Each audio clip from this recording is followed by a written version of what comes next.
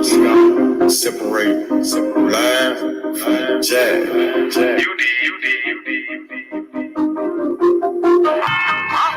You might understand me. Am is better than am. Old bit better than no weed. Trap. I'm on my motherfucking trap shit. I'm on my motherfucking trap shit. I'm on my trap shit. NBA, I'm the number one trap. D57, nigga on his ass down. Nigga came at me about a fucking bitch. D57, I laid his ass down quick. Blah, boom. Yeah, all that shit. Niggas talking shit. With all that shit. 20, 50s, 100 shit, I want it all. First round drought, pick that's how I ball. Bitch, she bad, but I put that hoe on pause. Trap. I'm on my trap shit. I'm on my motherfucking trap shit. NBA baller, I'm the drought pick. D57 lay his ass down quick. Body found in the bag, laying in the ditch. I'm on my trap shit. For 48 a bitch. Nigga playing with the G shit. C-Mo, you know I'm with the shit. I'm ballin', Gary Payton back in 96. Don't give a fuck about what I do, cause they don't make you shit. 93 gang bad, they drop pick. I don't know nothing about shit, I'm on for trap shit. Hold the fuck up. I don't think these niggas believe in you, man. They sleeping on you. Free her, man. I thought ain't you the number one draft pick? I'm on my motherfucking trap shit. I'm on my motherfucking trap shit. I'm on my trap shit. NBA, I'm the number one draft pick. Don't turn off the phone. It's time for this meet. Had to grind for the shot, is the only way on me. I'm on some trap shit, you niggas somewhere at the sleep. Trap like a drive-thru, they know I keep growing mad, cause I keep on firing up that reefer. I told them flex, got it, hold it down for my people. Ballin' like a motherfucking drop pick. D57, nigga gon' lay his ass down quick. These scared of something bad, that's all a nigga need. In my trap house, no sticks, stems, or no seeds. NBA drop pick, that's how I ball. 20, 50, 100 shit, I want it all. I'm on my motherfucking trap shit. I'm on my motherfucking trap shit. I'm on my trap shit. NBA, I'm the number one drop pick.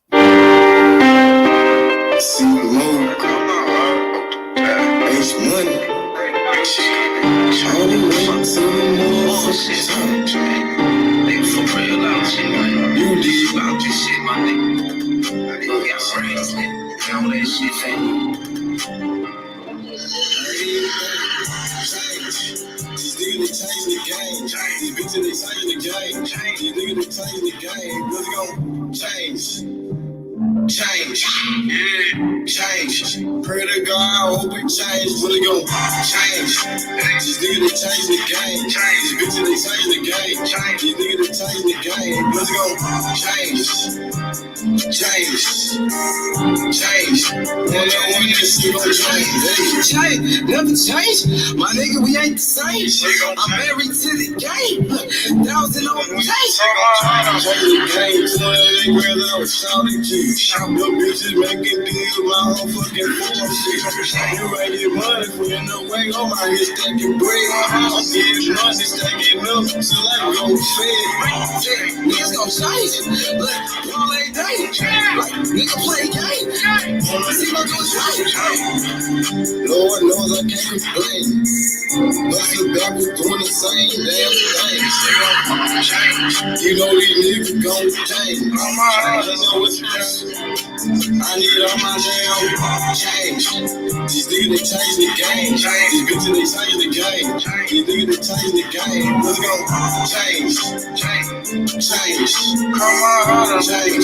Pray to God, I hope it change. What's gon' change? These niggas they change the game. These bitches they change the game. These niggas they change the game. What's gon' change? Change. Wanna win this shit gon' change. Hey, she claims she home, but she fuck for change. Who can she blame? What's the screw? Shut the stuff. I fucked up. I hear in the street. This shit for nothing. These niggas they change. It ain't the same. Hell no, it ain't the same. It ain't the same. Niggas change on out the world. Change. Super choose ass bitch fucking for real. Change. These niggas gon' change. These niggas gon' change. These niggas gon' change. One on this shit gon' change. Stay down to all that stress. Still sugar niggas. Change. These niggas they change the game. These bitches they change the game. These niggas they change the game. What's gon' change? Change. Pray to God, I hope it change. What's gon' change? These niggas they change the game. These bitches they change the game. These niggas they change the game. What's gon' change? Wanna win this shit gon' change. Hey, man, you understand me? You know what I'm saying? Niggas out here changing every day, man. Hold it down. Like, for real. Like, for real. Hey, she wanna see you all the way to the top. They gon' change. All I hope that G. That cause my heart out that. Hope this shit gon' change. And this shit gon' change.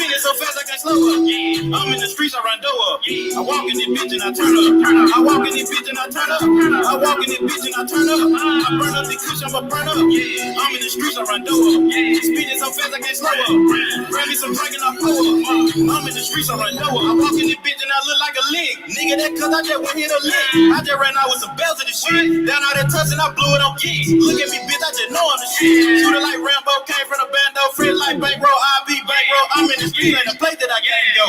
I walk in this beat with a silly swag. I walk out this bitch and hop in the day. I blow out this shit like a silly fan. I'm trying to give me a ditty bag. Round, selling plenty grand. I done ran up plenty cash. I just rolled up a zipper gang. Burn up. Pop me some beats and I turn up. I barely can keep up with time. Pop on a nigga for dropping the dime. Red Ben Frank's on my mind. I'm in the streets on my grind. I gotta sleep with that eye. I'm who the streets came to sign. Walking this bitch and I turn up. Bring me some drink and I pour up. I'm in the streets, I run door up. Speeding so fast I can't slow up. Speeding so fast I can't slow up. Speeding so fast I can't slow up. I spin it so fast I can't slow up. I'm in the streets, I run door up. I walk in this bitch and I turn up. I walk in this bitch and I turn up. I walk in this bitch and I turn up. I burn up the kush, I'ma burn up. I'm in the streets, I run door up. Speed it so fast I can't slow up. Bring me some drink and I pour up. I'm in the streets, I run door up. I'm a rich trap, I do what I want. I'm a rich street nigga, came out the corner. I live a life that these big nigga want. Promethazine, I don't sip off Corona. Way up a bill, I don't watch it for 12. I swear you on scale, let them motel. Fuck on the hell and make fuck on the deal. In the big cat mouth, chick, I make bail. Then turn to 20, turn to 50. Rockin' designer, looking like a chick. I'm from the hood and now my nigga get it. If it about money, six fingers, I'm with it. I'm through your hood and I'm serving you, sir. Place up an order, I'm coming to serve. I'm in the street, I try jumping like her. Young mother, I'm in my hold up, free smurf. Real street nigga from the brick. Fuck all these hoes, I can't beat out a bitch. Ride with a pound and a skeleton nigga. I'm in the jungle, I keep me a stick. I got a trap and I don't pay the rent. Double cup, I'll get it big. Rolling up backwood behind tent. Walking this bitch and I turn up. Bring me some drink and I pour up. I'm in the streets, I run door up. Speeding so fast I can't slow up. Speeding so fast I can't slow up. Speeding so fast I can't slow up. I spin it so fast I can't slow up. I'm in the streets, I run door up. I walk in this bitch and I turn up. I walk in this bitch and I turn up. I walk in this bitch and I turn up. I burn up the cushion, but burn up. I'm in the streets, I run door up. Speeding so fast I can't slow up. Grab me some drink and I pour up. I'm in the streets, I run door up.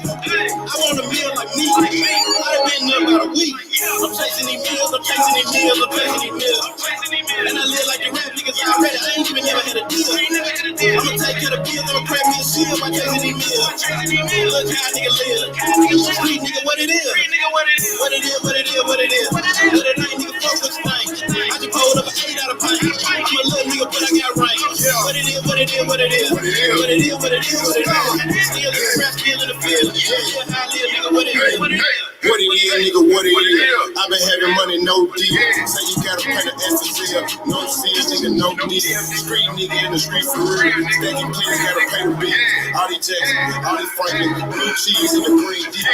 I've been giving real hitters deal. Get your kid for a happy meal. Grown now, I'm your pappy's bitch. That fuck shit and get your mammy drink. Hell start motherfucker. Tell your heart motherfucker. Heard shit dicks on the you can bitch me or something.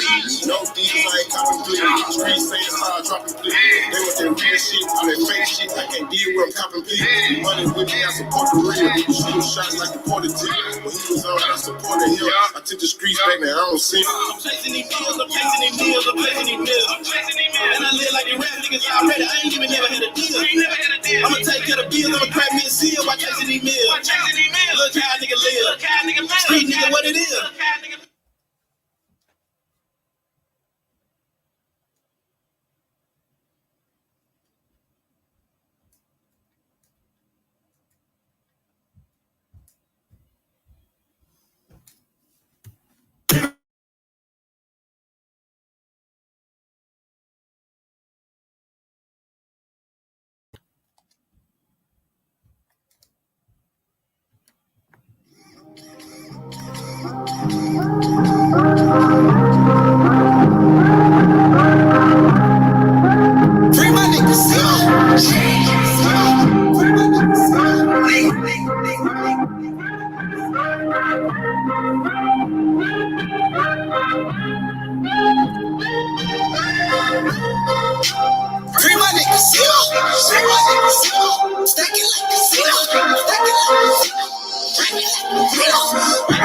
Take your bitch, nigga,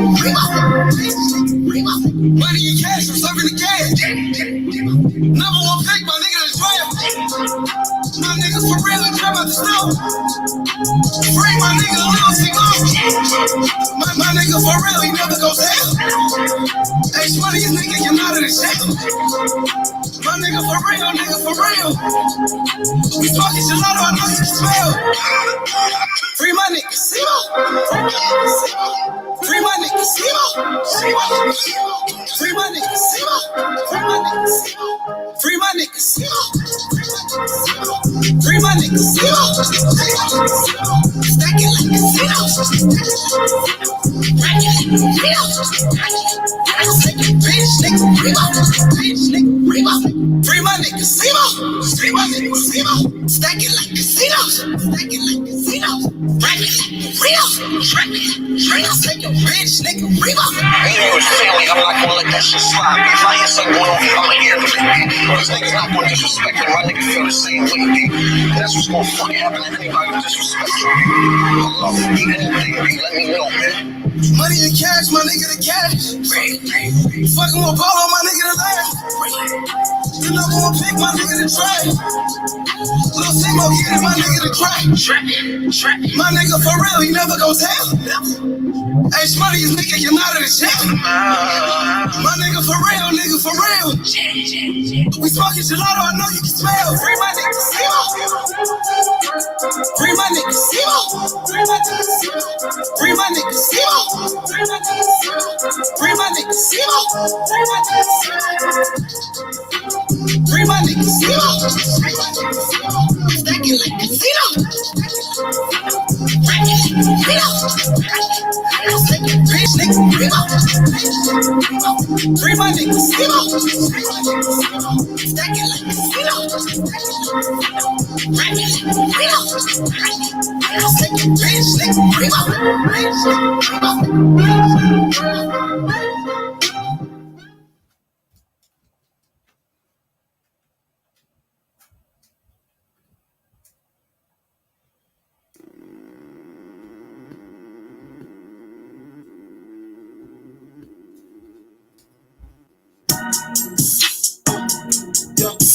Yo.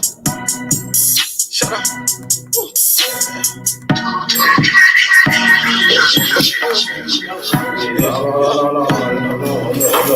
I wouldn't hear any play with this freedom. I wouldn't hear any play with this freedom.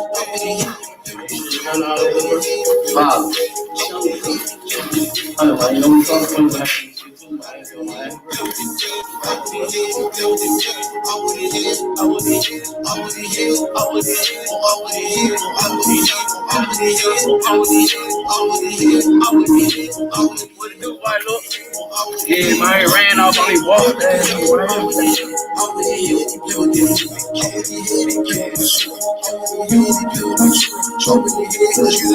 I'm whipping it full, they cooking no joke. I keep that chrome, they talking about you. You play that like you, then I'm back like I never knew. I hate to see it when I'm on the field. Last night, man, that shit just got real. Come through your plate, they got me some shots. They called it the dead, but we let them live. Choppers on deck, and we shoot the kill. I thought they were better fucking on my hip. These niggas ain't killed nobody, no half. Follow the fed, they want me for real. Raising pig to my niggas, hold it down to the hitters, do what it take to get us on. Man, the shit is on. He play with the bread, so I don't have to get out with the head.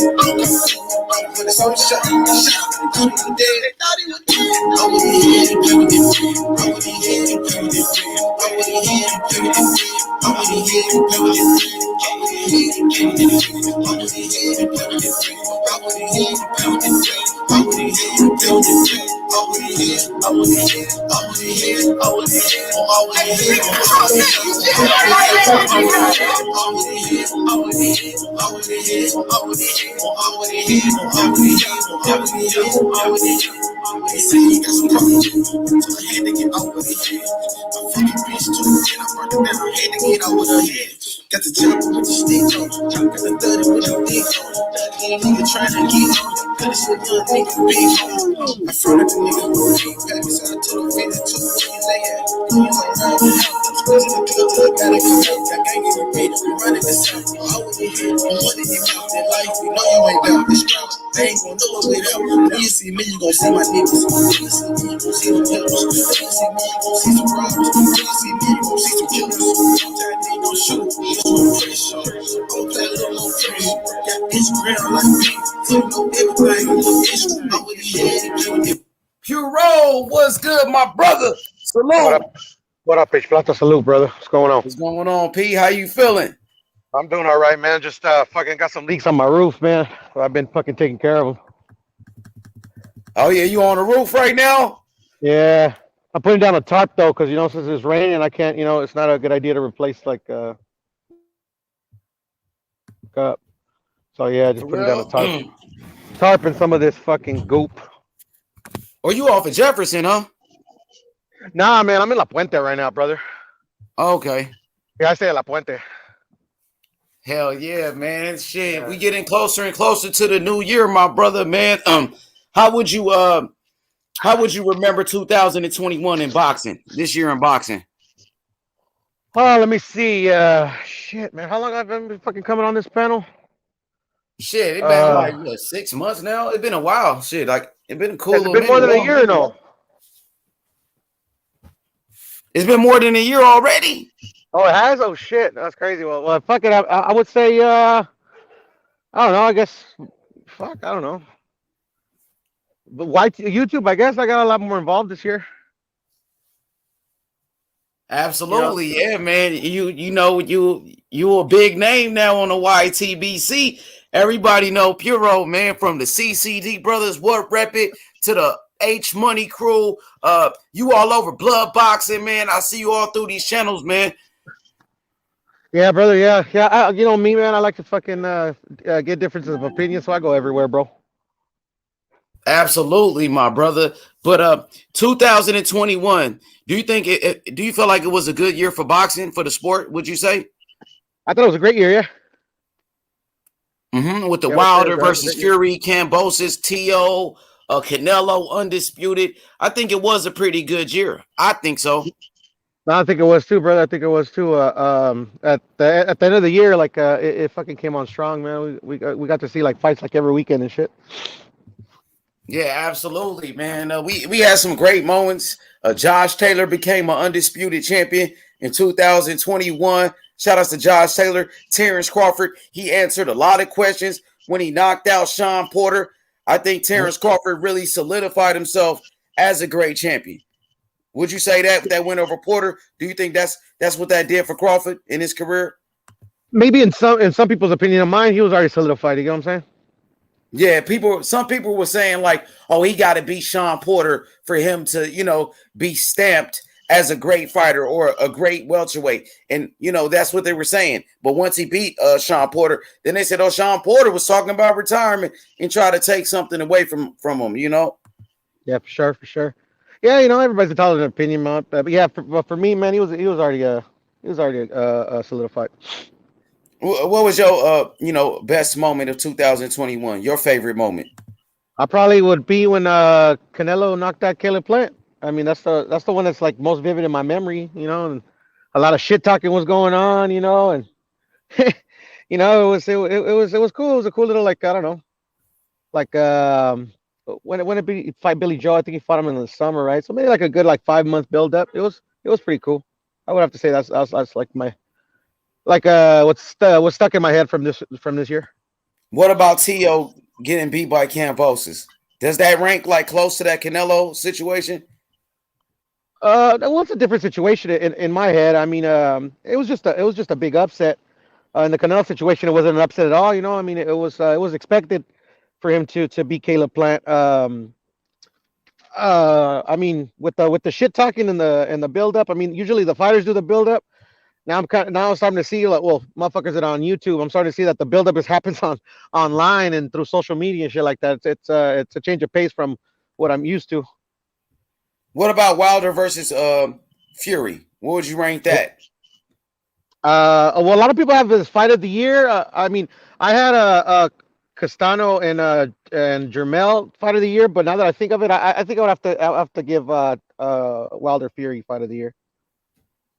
Wilder Fury. So that was your fight of the year as well? Yeah. I literally just changed it right now because before it was Mel Castano. But honorable mention would be what's his name, Chocolatito and Estrada. Who else got into a good fight? And fucking the other undisputed Josh Taylor and Jose Ramirez, man. I think a lot of people forget that was a pretty dope ass fight. Yeah, it was because Ramirez started off strong. I think he hurt Josh Taylor in the early rounds. Josh Taylor made his adjustments. He dropped Jose Ramirez 2 times, and he got the win. So shout outs to Josh Taylor. I honestly feel like Josh Taylor is one of the best fighters in the world. He's on my top 5 pound for pound. So now let me ask you about the Anthony Joshua Usyk fight. Where does that rank with the Tyson Furies, with the George Kambosos, T.O., Canelo, Caleb Plant? Is that in your top 5 fights of the year? It was a really entertaining fight, so I'm gonna say yeah, and it's also in my top 5 of like upsets of the year. Yeah, for sure. So we got Josh Taylor Ramirez, Kambosos T.O., Tyson Fury Wilder, Canelo Caleb Plant. That's 4. All right, Chocolatito Estrada. There's one more I'm missing. Right Jermell and Jermell. Yeah, Jermell, Brian Castano. It was another one that was pretty good that I mentioned. But yeah, it was a good year for boxing. When we mentioned all of these fights, even Devin Haney got the step up fight that he needed with JoJo. He passed the test against a JoJo.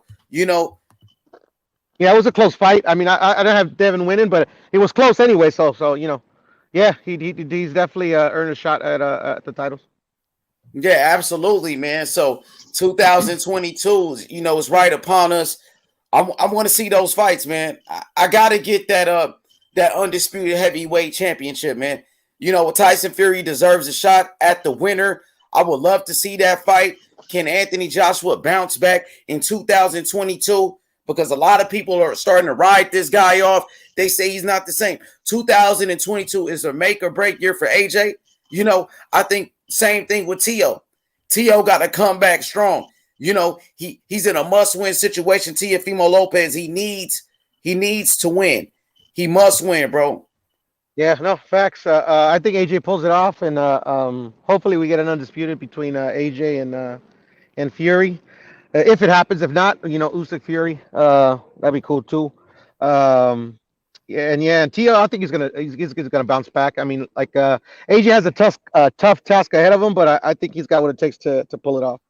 What you think about Tio versus Jose Ramirez? You think Tio could beat Jose Ramirez?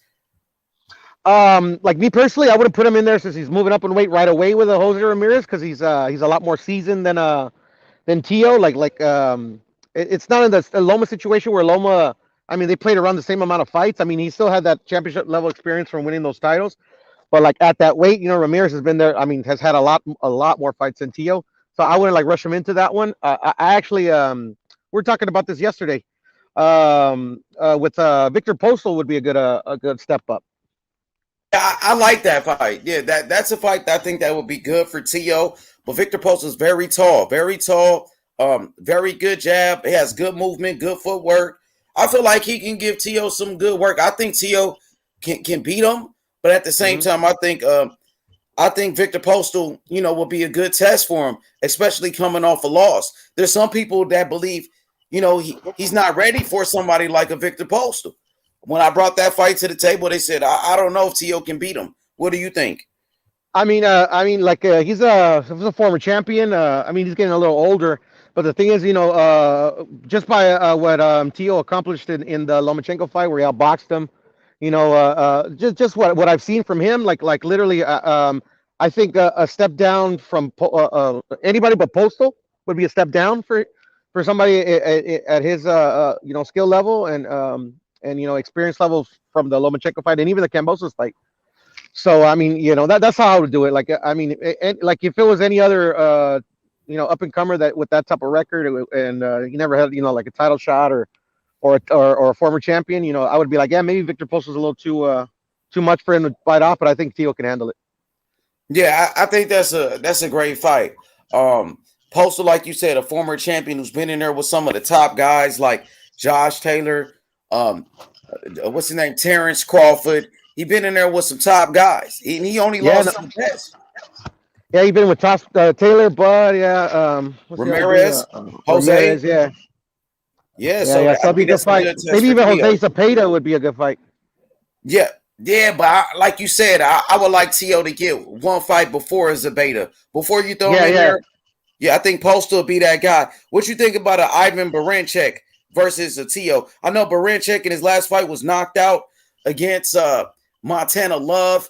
Do you think Barancek is a good opponent, or you rather see him fight against Postal? Postal who had a good performance against Jose Ramirez in his last time in the ring. I'd rather see him in with Postal, but I mean, like, I don't know how much Baranchik has left, but he's still, a quality opponent, especially since Tio hasn't fought at 140. I mean, we don't know how much he has left. I mean, like, say it is a mismatch, but it's still good work. He acclimatizes himself to the weight. Yeah, absolutely, man. So 2022 is a big year for Teofimo Lopez. Let's see Kenny bounce back. The same thing with Anthony Joshua. You can say the same thing about Keith Thurman. Keith Thurman finally returns back to the sport. What does the people expect from a Keith Thurman? What do you expect for Keith Thurman? Barrios, who you picking that fight, brother? Well, I'm gonna go with Keith Thurman. He's the proven champion. He's only lost once to Manny Pacquiao. It's no small feat to beat him. It was still close. But the inactivity is what worries me with Keith. How long has he been out? Do you know? It's almost been 3 years. About 3 years. So yeah, that's the only thing that would worry me in this fight versus Barrios, because Barrios does have experience. He held a minor title at 140, right? And no, yeah, 140.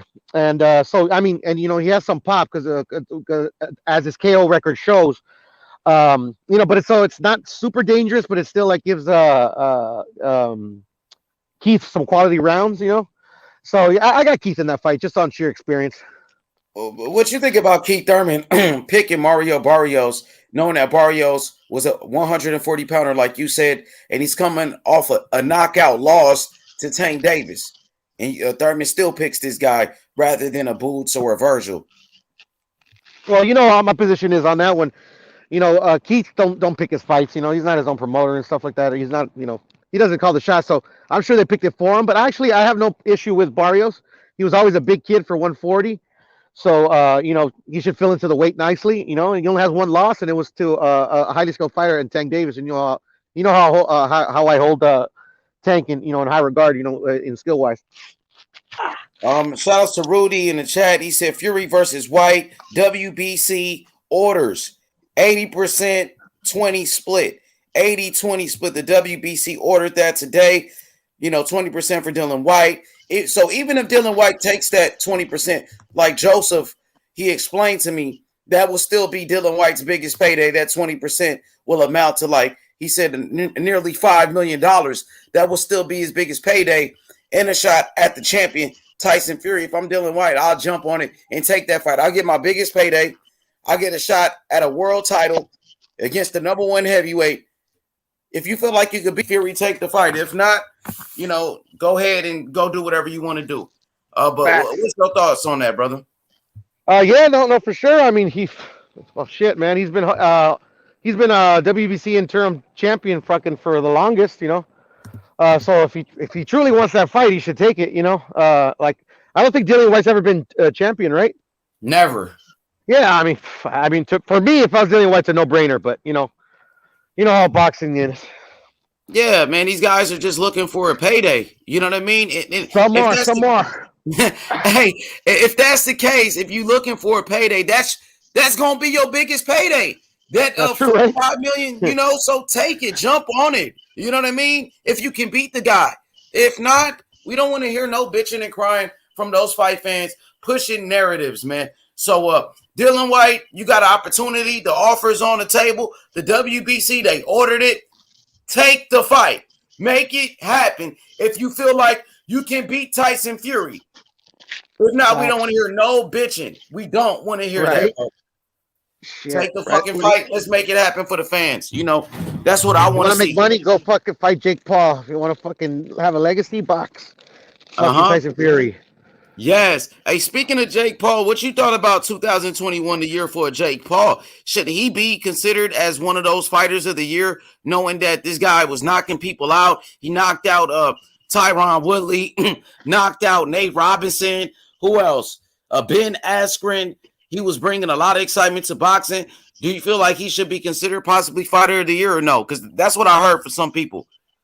Well, I mean, I wouldn't, me personally, because he still hasn't fought I mean, fighter of the year, okay, I can actually make an argument for, that he can make a case for fighter of the year, but like boxer of the year or in a poll with just boxers, I would say no because he hasn't fought a boxer yet, but if in a poll of just like people that fight professionally, then fuck it, yeah, I don't see why not.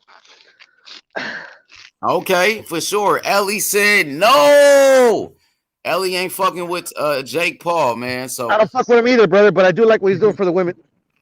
yeah, what he did for Amanda Serrano, I guess she got her biggest payday, with Jake Paul.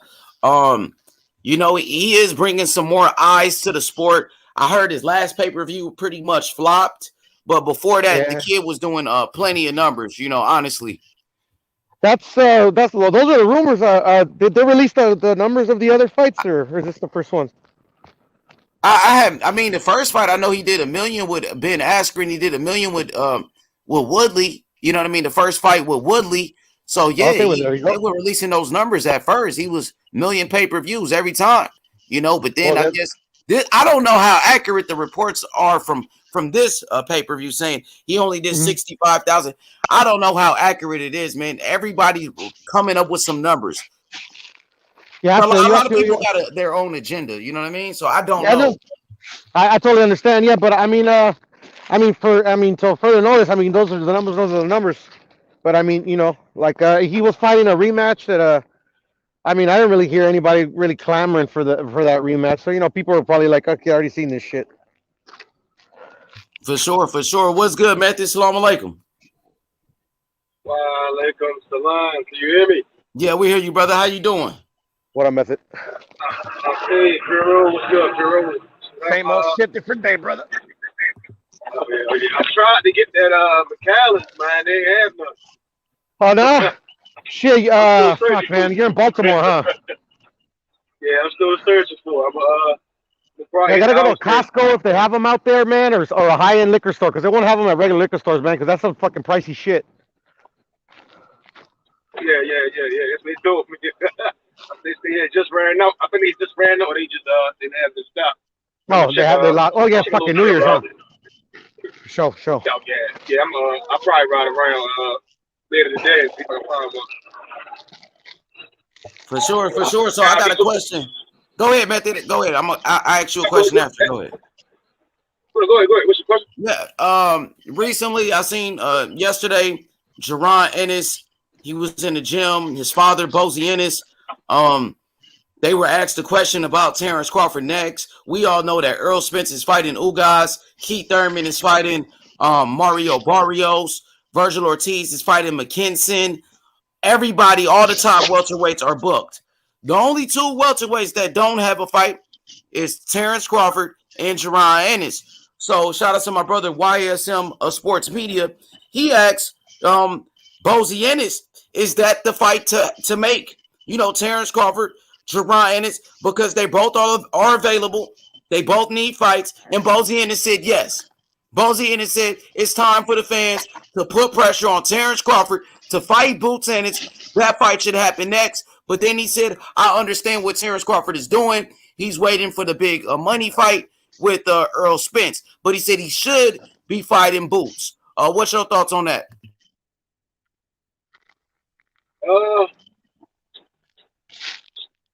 All right, so the question is, should Crawford fight Boots in the spring of this year, or the spring or the summer of this year? I wouldn't mind seeing the fight, but I could understand that him not taking a fight, or why he wouldn't take a fight right now. I mean, if the Earl Grey fight Ugas, then just one fight to be made. Boots is not a tune-up fighter at all. He's not a fighter you fight in a tune-up.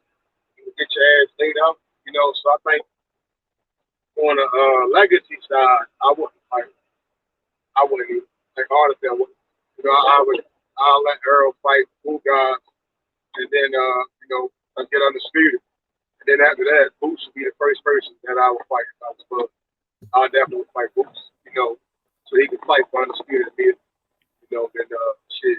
You know what I'm saying? That's how I look at it. I get you.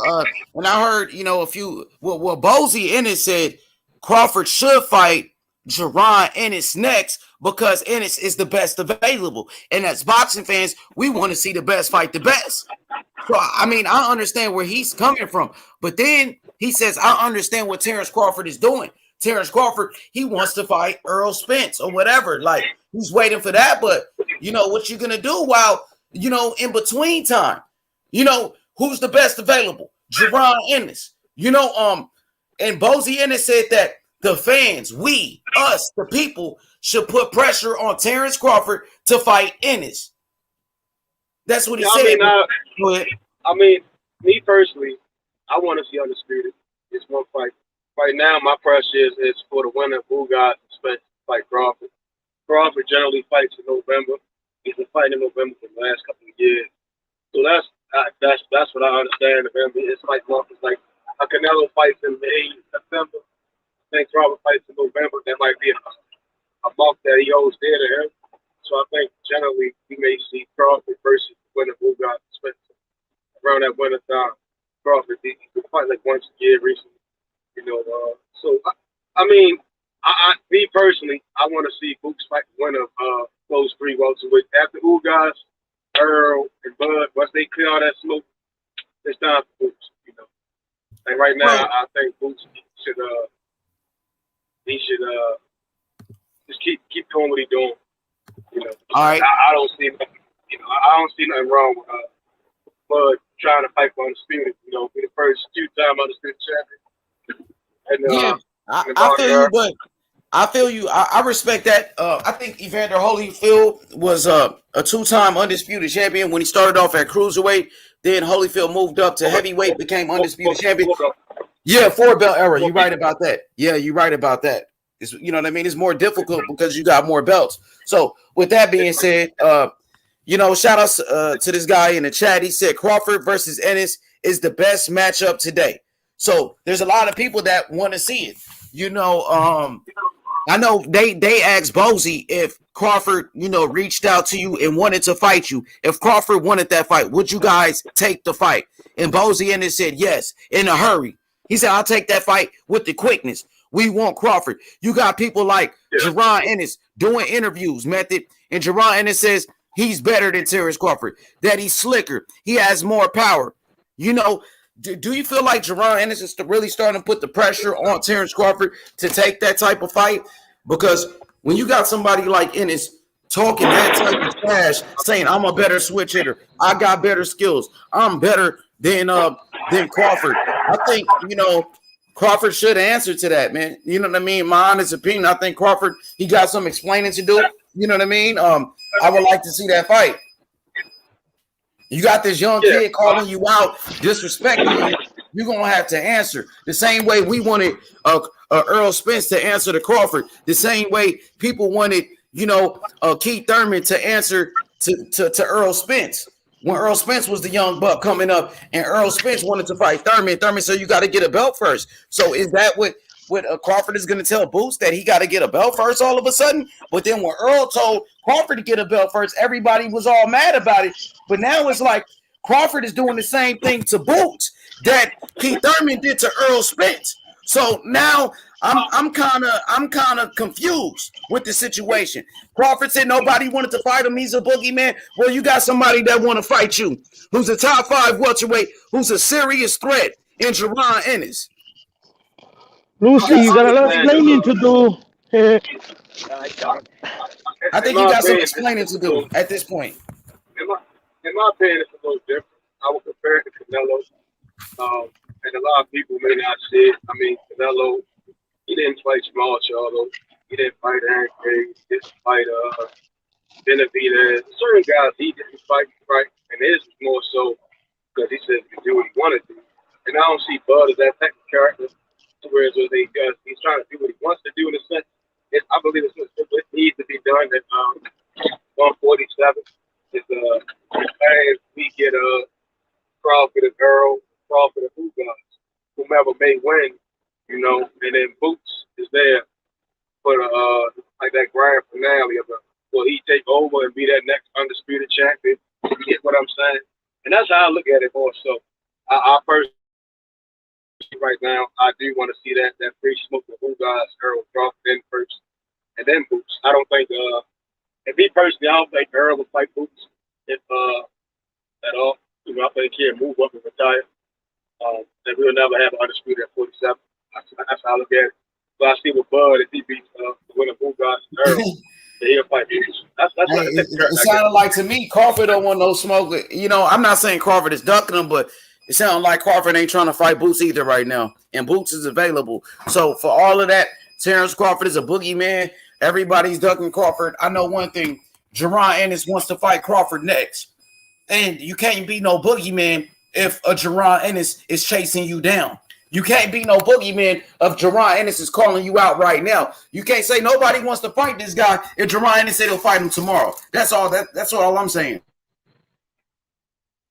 I mean, it depends on the onlooker. If we being objective, like we could Crawford could jump to the whims of Boots and be like, sure, we can fight in this time, and then Earl or Ugas winner, that motherfucker get injured and they gone for the sport and the belt's in the hand. You get what I'm saying? So I think right now what's best for boxing is that we get that undisputed right now. I'm not saying Boots can beat Bud or he can't. What I'm saying is if anything occurs, we'll never get undisputed, and then we'll be sitting here and see a cycle repeated. I think the only person right now, not saying Boots can't do it, but again, Boots fights basically for himself. He's not with BBC. And Bud, he's his own free agent as well. And I think right now, the biggest fight in boxing is for undisputed. You got 3 champions. I wouldn't be mad if Bud and Boots happen. Shit, I'm gonna watch it. Is it a pay-per-view fight? No, I think it belongs on TV right now. But I would pay for it. I know no fans, these fans, how they are today. They're talking about, well, he didn't sell this. They're streaming, But again, it's a fight that I do want to see. I just think right now that Earl's getting his tune up with Ugas, I want to see those two Earl. That's not a tune-up. That's not a tune-up though, Method. Earl is fighting in a unification, champion versus champion. That's not a tune-up. Yeah. If it wasn't a tune-up, if it wasn't a tune-up, you'd have fought Bud. Nah, he's fighting Ugas for a world title. That's a unification.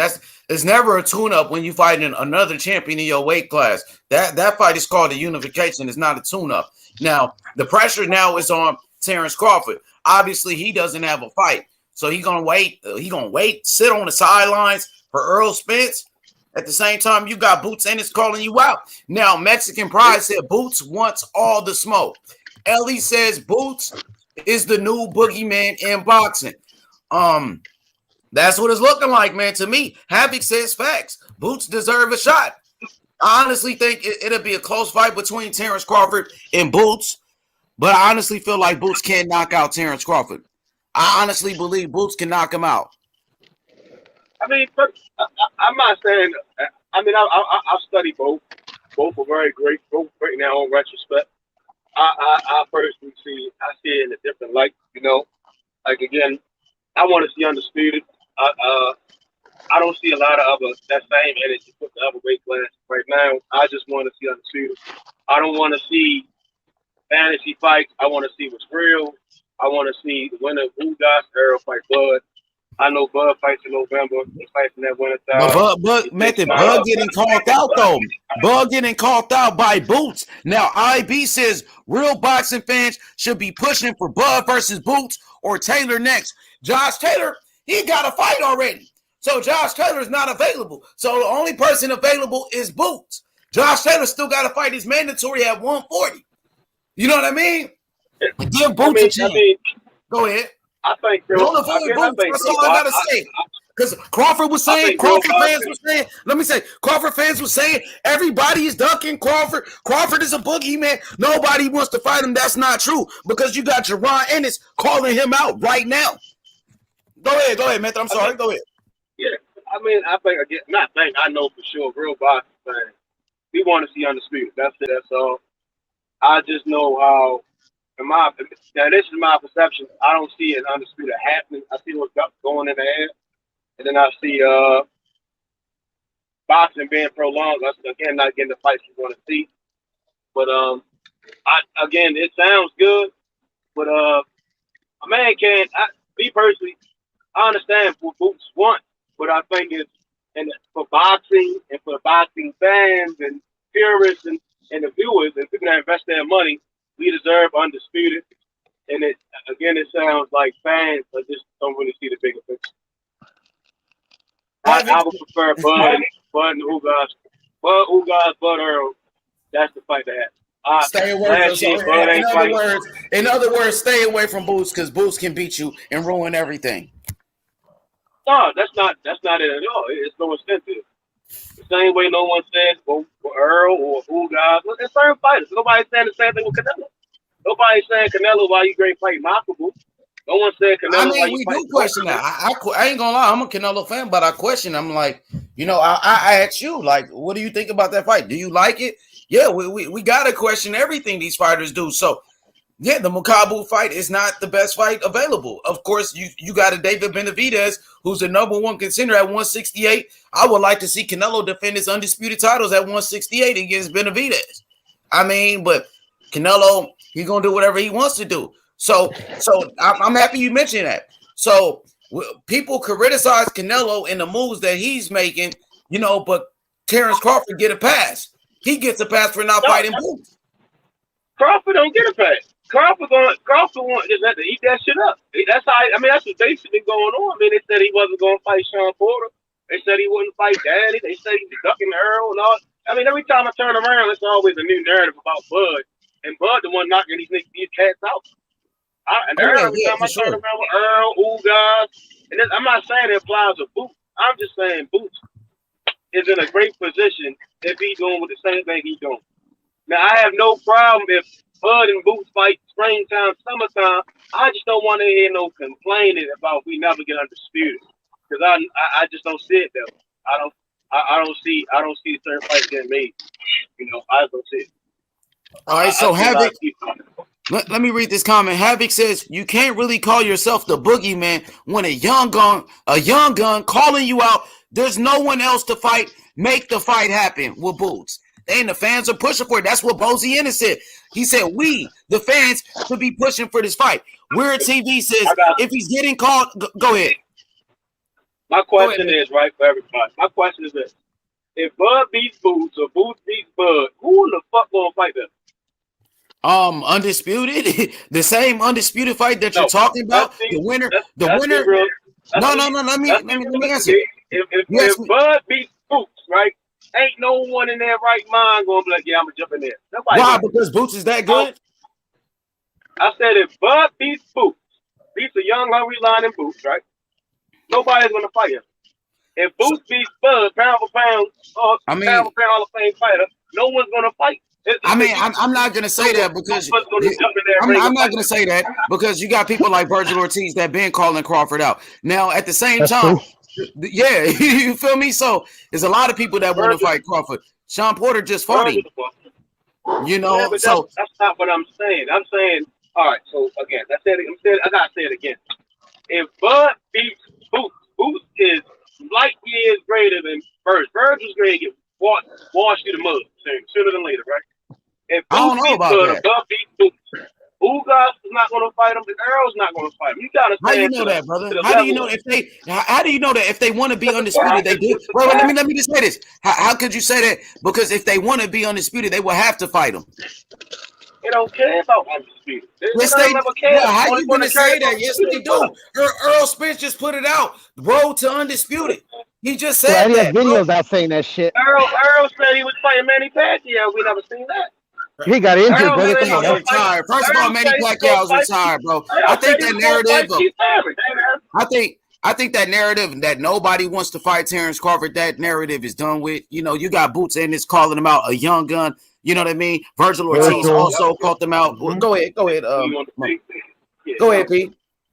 Oh no, just saying, I mean, there's people calling them out, I mean, like, Yeah, that's fucking what I'm saying.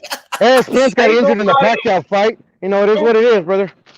Yeah, I mean, I Exactly. don't. I understand everybody want to protect Canelo. That's the honest. We want to I ain't protect nobody Canelo, we ain't protecting talking about Canelo. Canelo, man.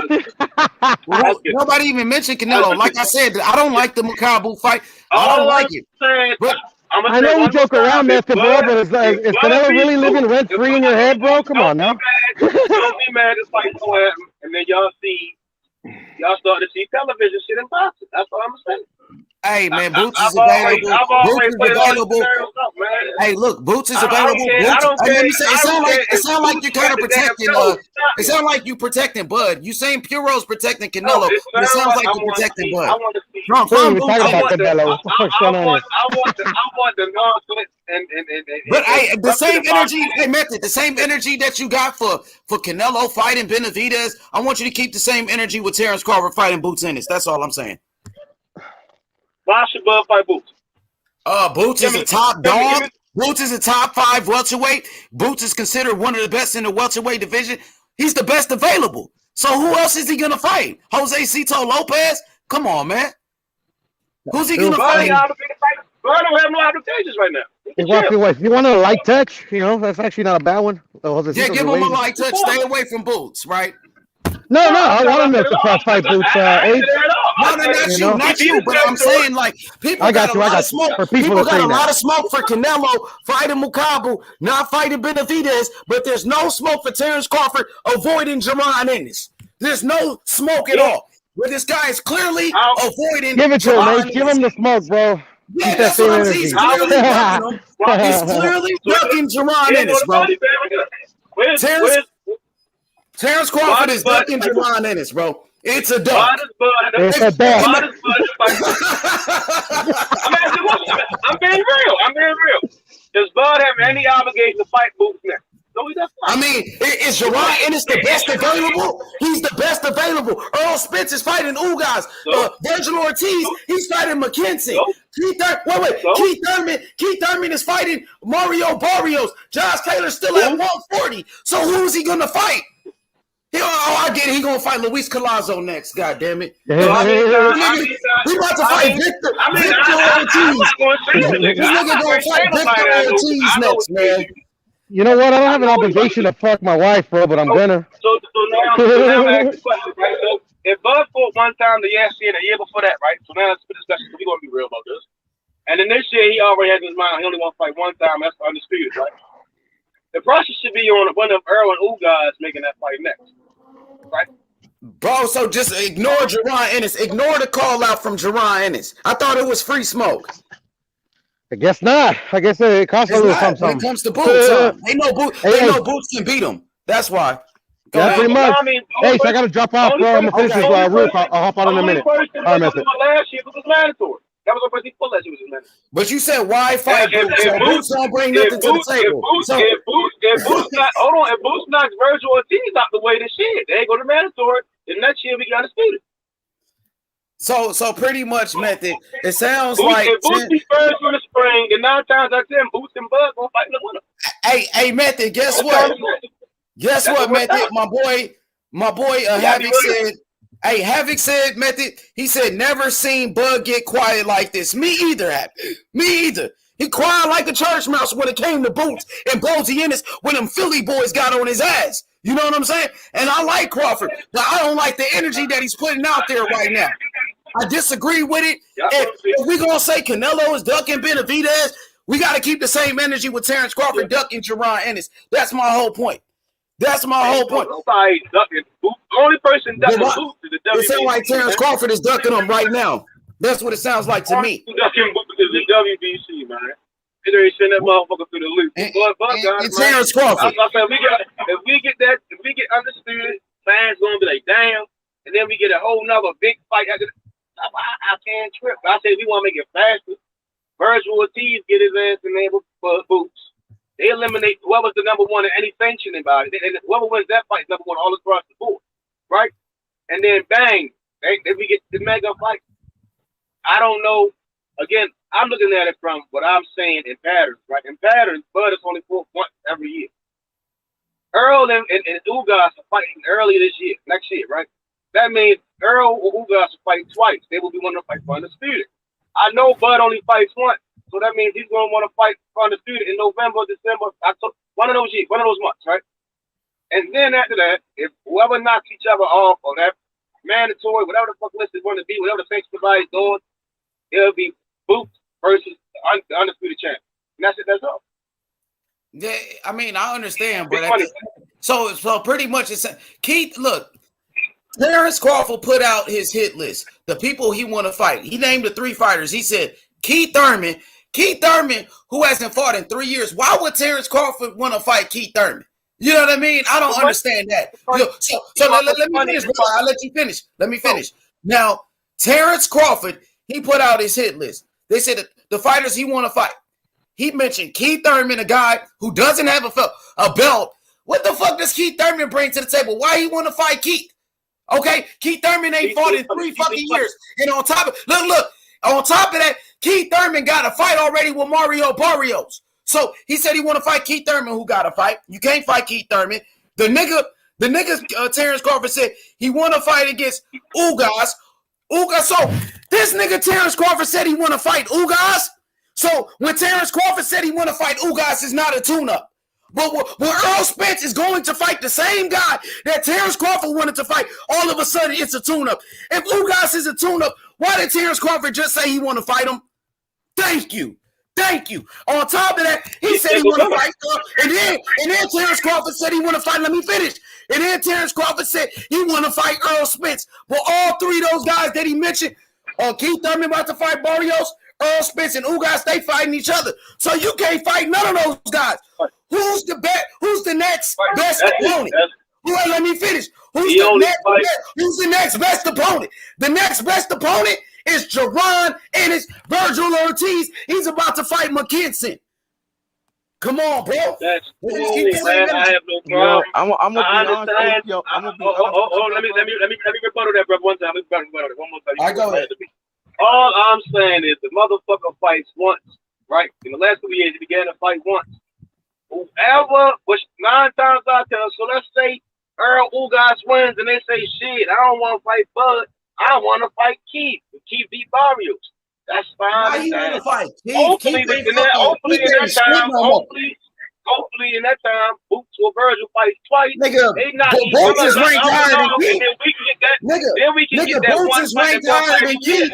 Keith ain't fought in 3 years, and Keith about to fight Mario Barrios, who's coming up for 140, who just got knocked out by Tank. But this nigga Terrence said he want to fight Keith. Come on, man. So what?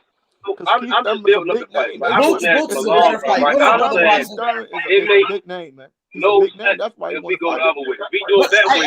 I said how I feel, so I want to hear what y'all got to say. I said my piece. Go ahead. We got Jimmy, then we got a Method, and we got Brother Boxing Talk. Go ahead. The only reason the man said Keith Thurman because he wanted the big name on his resume like that. Keith Thurman, bro, he ain't fucking fought in 3 years. What credit he gonna get for beating the Keith Thurman? Keith Thurman, who ain't fought in 3 fucking years, bro. We all know Keith Thurman is washed up, bro. And Keith Thurman, he ducked Jerron Ennis too, because they asked Keith Thurman, what you think about fighting Jerron Ennis? And Keith Thurman said, who is that guy? I never heard of him. But Floyd Mayweather talking about how good Jerron Ennis is. Floyd Mayweather know who Jerron Ennis is, but Keith Thurman acting like he don't know him. Come on, man. It's clear as day that Jerron is getting ducked. I mean, I don't see anyone else jumping. I think the Bud and Boots fight can happen, will happen, may happen, whatever. You see what I'm saying? No, the way Bud talking, Bud, he didn't even say he want to fight him. Bud never said he want to fight Boots. So it sounds like he don't want no smoke with Boots. He said something. I forgot what it said. He said he want to fight Keith Thurman. He said he want to fight Keith Thurman. He want to fight against Ugas and Earl Smith. I don't understand how Terrence Crawford fans. I don't understand how Terrence Crawford fans to say the Ugas fight is a tune-up. But Terrence Crawford himself said he want to fight Ugas. So I guess Terrence Crawford looking for a tune-up too against Ugas. Come on, man. He hasn't beat nobody but an old fucking Thomas DeLore man who was washed up. Boots, what you mean knocked out? He knocked out fucking Sergey Lipinets. Stop playing. Niggas was just saying. No, you wasn't saying that. When people were saying, who the fuck did Terrence Crawford fight? Everybody was just asking who Terrence Crawford fight. People were just doing that with Terrence Crawford resume. That Crawford never fought nobody. So stop playing. I can't compare. They do that with all the fucking fighters. Oh, this guy ain't fought nobody. Oh, Terrence Crawford ain't fought nobody. Canelo ain't fought nobody. Now Jerron Ennis, Devin Haney ain't fought nobody. Same thing with Shakur, or he ain't fought nobody. Now, Shakur, the thing with Boots is that he's in position to be a champion, right? Now, when it happens, it's gonna happen. I don't care if it's this year, if he can fight for a championship. I don't care if it's next year. What I want to see is undisputed. I just don't see if Bud and Boots fight. Nobody's gonna want to fight. I think no one really thinks that shit through. Bro, But if Terrence Crawford beats Boots, right? If Terrence Crawford beats, let's say he knocks out, he ain't gonna beat Boots. I got Boots knocking him out. I got Boots knocking out Terrence Crawford. Boots will knock out Terrence Crawford, bro. Jerron Ennis will knock out Terrence Crawford. Jerron Ennis will knock out Terrence Crawford. Now let's take that right. Now let's say Jerron Boots Ennis knocks out or unanimous decisions get a win against pound for pound number 1 or number 2. Oh, and they're fucking right minds going to want to jump in there. If you want to be undisputed, if they want to be undisputed, they will have to jump in there. You want to be undisputed, you will have to jump in there. No, and Ugas fight anybody. Don't act like Ugas ain't ducking nobody. Ugas will fight anybody. Earl Spence, Ugas champion versus champion. That nigga Terrence Crawford, he ain't trying to fight the best available. It's Jerron Ennis, bro. Terrence Crawford need to fight Jerron Ennis, bro. Straight up. That's gonna feed families, man. Okay. Lalo said Crawford will body Ennis. How will he body him though, Lalo, if he don't want to fight? If he don't want the smoke? He gotta take the fight to body him. I agree with H Money. I agree with H Money. I think obviously Ugas and Spence are tied up. So I walk away. Boots Ennis, I mean he's free. So yeah, fuck it, man. Get the fight on. He don't want no smoke with Boots, though. They said Boots got to get a belt first. You know what they said? Boots got to get a belt first. But when Earl Spence said that to Crawford, everybody had a problem with. But it's okay for Terrence Crawford to say the same thing. It's a double standard. Let me ask you a question. If you were Earl Ugas, right, and you just saw Terrence Crawford go out there hypothetically knock out Boots, right? You would fight him. He's not gonna knock out Boots. I got Boots knocking him out. That's not what I said. So let's say Boots knocks out the pound for pound best fight in the world. You gonna fight him next? Yes. If I want to be undisputed, yes. Yes. For all the belts, yes. For all the marbles, yes. The answer to that is yes. Now, I find it kind of funny how when Earl Spence was like, Terrence Crawford ain't fought nobody. Terrence Crawford needs to go get a belt first. You know, people had a problem with it, but now Terrence Crawford and his fans, they're doing the same thing. No, Terrence Crawford and his fans are doing the same thing to Boots Ennis, saying Boots got to get a belt first. Boots ain't fought nobody. So y'all doing the Earl Spence. I never thought I'd see the day. I thought I'd never see the day that Terrence Crawford and his fans do the same thing that Earl Spence is doing.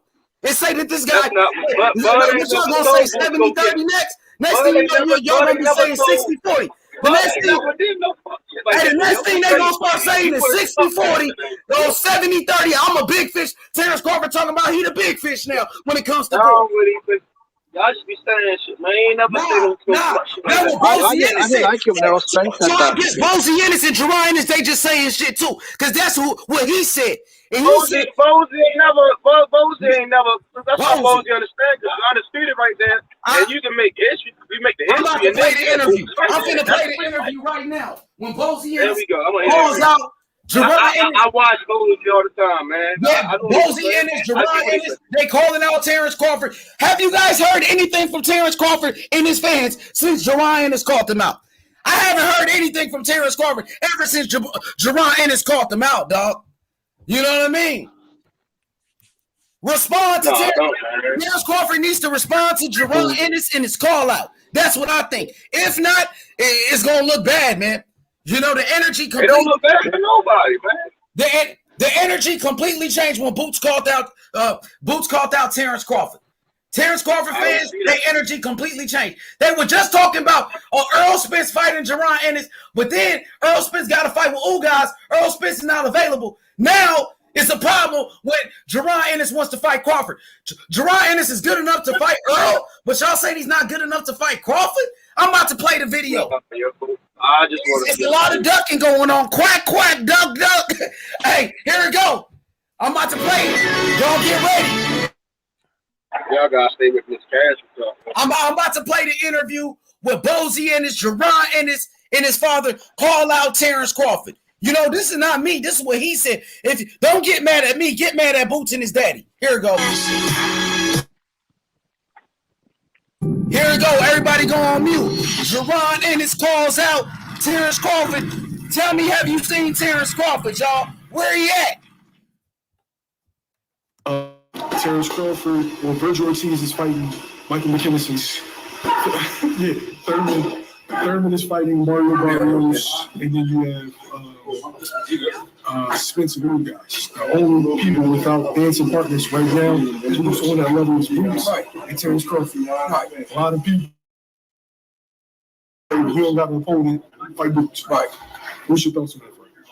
Who's on that level is Boots and Terrence Crawford. A lot of people is putting pressure on Crawford. He don't got an opponent, fight Boots. Right. What's your thoughts on that? I agree with that. I agree that's what should be next. You know what I mean? But then again, I understand what Crawford trying to do too. Trying to get that, you know, bigger fight and more money. So, you know what I mean? I don't fault him for that, though. You know what I mean? But who can he fight that's on world level if everybody is occupied? Well, I guess what can I say? I don't know. Yeah, you're right about that, you know? No, I don't. Porter just retired. Porter retired. Josh Taylor, yeah, he's at 140, but he's about to fight somebody else. So everybody, you're right. Everybody is available. Not available to me. Not available to me. Do you feel like you're going to hear continuous pressure on him for like the next couple of months to fight Boots? Yeah, they're going to be pushing it, keep on pushing it too. But you know, do you see it happening? No, I don't see it happening. No. Boxing is something, man. You know what I mean? There you have it. There go Bozy Ennis. He's calling for the boxing fans to push for this fight. Jerron Ennis versus Terrence Crawford. He said, I agree. That fight should happen next. So we need some answers for Terrence Crawford. He's being called out right now, boxing historian, by Jerron Ennis. You know, Terrence Crawford, he said that he's a boogeyman. Nobody wants to fight him. But how could you be a boogeyman when Virgil Ortiz and Boots Ennis been calling you out? You know, I honestly feel like Boots Ennis can knock out Terrence Crawford. I think Boots Ennis has the speed. He got the power. He's bigger than Crawford. I think Crawford is a great champion, but I think Boots is young. He's strong, and I think Boots will smoke him. I think Boots is faster. He's stronger. He's bigger. I think Boots will knock out Terrence Crawford, in my honest opinion. Well, didn't I tell you guys that I think that Boots and Virgil Ortiz going to clear out everybody in 147?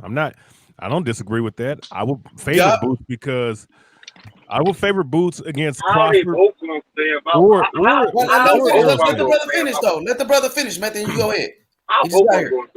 Let him finish. You go ahead. Go ahead. I think Boots. I mean, you know, I think Boots is like, to me, you know, that he has a talent. Now, of course, it's not going to be easy. It's easier said than done. But I do think that he could stop Crawford, and I think he could stop Errol Spence as well. You know what I'm saying? I believe that he has the power and he has the natural ability. He has the length. He has the height. He has the size that's going to give them problems, and he has the aggression. See, because when you have to be great, you know what I'm saying, to beat these guys, you have to have that certain level of tenacity. That's what they're in gold places where someone who's at a certain level won't go to, but someone who has the intangibles and the talent will go to. And I believe that Virgil Ortiz and Boots have that ability, and I think that they're going. I think with Boots in particular, I think he can stop Terrence, and I think he can stop Errol Spence. I've been saying that since I've looked at Boots. I was like, okay, this guy might be the motherfucker to clean all this shit out, along with Virgil. So, no, I agree with that assessment. Now, it's easier said than done because the experience level with Terrence Crawford and Errol Spence, but I don't think they've ever matched it with. I'm gonna be honest with you, neither Bud nor neither Terrence Crawford, neither Errol Spence have faced a devastating puncher like him, and I don't think they've faced an athlete and someone who has the aggression of a Boots. Exactly. What type of experience did Mean Machine have when Terrence Crawford struggled with a Mean Machine, and a lot of people thought Mean Machine dropped him in that fight? What type of Mean Machine didn't have fucking experience. He went in there and had a good performance against Crawford. Now, even Sean Porter in his last fight, a lot of people thought Sean Porter was up on the scorecards before the knockout. Even his corner, Terrence Crawford corner, said that before he knocked him out. He said, "You're losing the fight. They got you down." He went in there and knocked him out after that. But it's not like – go ahead. Go ahead, Matthew. You had something to say? When I watched Porter versus Crawford the second time, I thought, oh shit. But that's me. You know what I'm saying? I saw a lion playing with his food. But again, Porter was all over him, though, man. Porter made it a tough fight, and even Terrence Crawford, his corner before the knockout, they told Terrence Crawford, "You're losing the fight. They got you down on the scorecards." So he went in there and he went for the knockout. But Sean Porter, according to Terrence Crawford, his team, Sean Porter was winning the fight before the knockout. I mean, that's cool. I understand some people see things different. I saw certain rounds where Bud was just playing around and just having fun in the ring, and then I seen them just hit the switch, and it was over. That my opinion, that was 5, 6, 6 rounds. That from on there, Bud was just being trauma. I mean, But again, I have no problem. Yeah, after 6 rounds, that fight wasn't really close. I mean, after the 6th round, he pretty much beat the shit out of Porter and stopped him. Yeah, he stopped him, but before the stoppage, that's what I'm saying. Terrence Crawford, his team, his corner, they said that he was losing the fight. That was Terrence Crawford and his team told him. So, how could you argue with that when his own team said he was losing a fucking fight? So it is what it is, man. Jimmy, speak on it. Jimmy Cook real quick. Boots versus Crawford. Now, Terrence Crawford said he needs to fight. Nobody wants to fight me and all of that. But Jerron Ennis is calling him out. And so did Virgil Ortiz call him out. But Virgil Ortiz got a fight already with somebody from the UK, McKinson. Jerron Ennis is the best available. Jerron Ennis is ranked in the top 5 in every sanctioning body. Jerron Ennis is a serious threat, and the whole world know this kid is special. So if Crawford does beat him, that'll fuck around and be Crawford's best win on his fucking resume, actually. You know what I mean? No. By some people, maybe, but whenever Crawford gets a good win, a lot of people who's the best win on Crawford's resume right now? They will still say the same retarded fans look fucking weird. You got fans right now on Crawford's resume? All of them. Sean Porter. And Sean Porter himself said he would never fight Jerron Ennis. Who you think is better, Jerron Ennis or Sean Porter? Sean Porter, the same guy that got beat by Kell Brook. Come on, man. I don't know, bro. I've never seen Boots fight anyone at elite level welterweight. I don't know, bro. I haven't seen him really fight a dangerous fighter yet, Boots. He's fighting good contenders. Way better than Sean Porter, bro. Sean Porter himself said he would never fight Jerron Ennis. He said, I will retire before I fight him. And that's what he did do, retire. Right. And Sean Porter ducked Jerron Ennis. Sean fought Bud. It was total. When Sean fought Bud, right? I watched the fight again. I watched it again. Bud is just a different level fighter. And this is why I want to see undisputed, one man, one face boxing. And then I want to see these younger up-and-coming guys get in the mix. You see what I'm saying? I just personally don't see. The only person I see fighting Boots is Bud. Only guy. I don't see all guys taking that fight. If he beats, I say it like this. Right? The winner of Earl Ugas, if they don't fight Bud next, right? And that winter time of this shit, They're not gonna fight no damn Boots, and they sure they're gonna fight no fucking Virgil. They're gonna. So Ugas is gonna retire. okay, The one so thing about if they Terence don't Crawford fight, is, if they I don't think we'll fight, get the fight. say I if think they we will don't get the fight Boots. Crawford next, if they don't fight Crawford next, what the fuck is Crawford gonna do? He should fight Boots then, or just keep That's avoiding all I'm Boots. saying, and that's all I'm saying. I'm just saying. I understand Bud fights once, right? He's fighting once. I understand that. Oh, he only fight once. It's on family. Damn, at the same time every time he gets, right? It's the subtle shit. Now, if Boots No, you is guys in a will keep position with Bud to make Crawford. that fight, Whenever the I fans know put he's gonna pressure on him, yeah. Whenever the fans put pressure on him, he does fight the fighters. Like, do you remember back in the day, Victor Polster, when he knocked out Lucas Matisse and was the WBC champion? A lot of fans put a lot of heat on Crawford to fight Victor Polster to unify the belts, and he did that shit. Sean Porter, Yeah, but you a know, lot of fans were Jerron saying Ennis. fight Porter, fight I Porter, feel fight you, Porter. Jerron Ennis So is a yes, the fans need completely to get different behind type of beast. He's a whole different animal than a Victor Postal. Jerron Ennis got speed, power, boxing IQ, and Jerron Ennis said everything Crawford can do, I can do better. That's what Ennis said. No, I'm saying the heat though. I'm saying the heat from the fans. So if you're saying Bud will, I think Bud will fight him. If Bud the ain't fans got actually no put smoke pressure on for. Bud. I'm just saying Bud ain't got no smoke for Boots. That's all I'm saying, and it's obvious. Now, can I say something I've real never. quick? Bud's looking at the champions. He won't even say his name. Really contenders. You know what Crawford said? Quick. You know what Crawford said about Boots? Oh, I heard about Boots in the amateurs. Everybody was saying that he fights just like me. And then Boots did an interview, said, I don't fight nothing like that nigga. He said, I'm way better than that nigga. That's what Boots said. No, yeah, you're right. I think all the top guys don't want to fight Boots. Thurman said he don't want to fight Boots. Porter said that. Errol Spence, instead of fighting, Danny Garcia, gatekeeper, he could have fought Boots, but he didn't want to. And now, obviously, Crawford probably isn't that interested. But all of the top welterweights, Spence, Thurman, Porter, Bud, none of them are showing interest. But that's typical, though, because the champions never fight prospects early on. That's just never happened, though, in boxing. They never fight dangerous prospects. What up, Lalo? What's up with Crawford, man? He gonna keep avoiding his dude Boots or what? Man, y'all gonna make Crawford body Boots, man. Crawford's about to man, I hope so. I hope he get in the ring with him. Yeah. Man, yeah, y'all I really want to see. Boots I want to see Earl Ugas in the stick first, then we can see Boots. Now, hey, Lalo, cook, Lalo, go ahead. I want Boots to get a fair shake. No, real quick. I want Boots to get a fair shake. But I don't want to see what's Crawford supposed to do then? I want Sit Boots out to for get a 9 belt months, first. though. And we know Errol Spence has a history of not wanting to fight Crawford. No, I don't think if Errol Spence wins, I don't think he'll fight Crawford. Hey, let me just say one thing. I'm gonna go on mute. Let me say one thing. I'm gonna go on mute. Lalo, it's kind of funny how a lot of people are saying, "Oh, Canelo needs to fight David Benavidez." Canelo's ducking Benavidez, but then when Terence Crawford does the same thing as Canelo, matter of fact, at least Canelo moving up 2 weight classes to fight a fucking champion in Mukabu. Crawford ain't even doing that. But Crawford get a pass for not fighting Boots, and Canelo he gets hate for not fighting Benavidez. Now, real quick, let me Nobody, we not going to stand like H keep saying that shit. It's the truth. It's the truth. It's funny how everybody hate on Canelo. People criticize Canelo. I'm gonna ask you the same question you asked me. Method, you told me what does Ennis bring to the table? Does he have a belt? What does he bring? So you want Canelo to fight Benavidez. What does Benavidez bring? You could do the same thing with that. Benavidez ain't got no belt. Benavidez number one, damn near the number one fighter at 168. Guess what? Guess what? Jerron Ennis is the best available for Terence Crawford right now to fight. I mean, the best available. Ain't nobody available at welterweight. That's my whole point. I'm saying whenever them other guys get done with their shit, why he gotta wait for those guys? Why he just can't fight Boots? I'm saying why he gotta wait for those guys? Why he don't want no smoke with Boots? Method, they're going to fight in April, and we know Errol Spence has a history of acting funny around Crawford.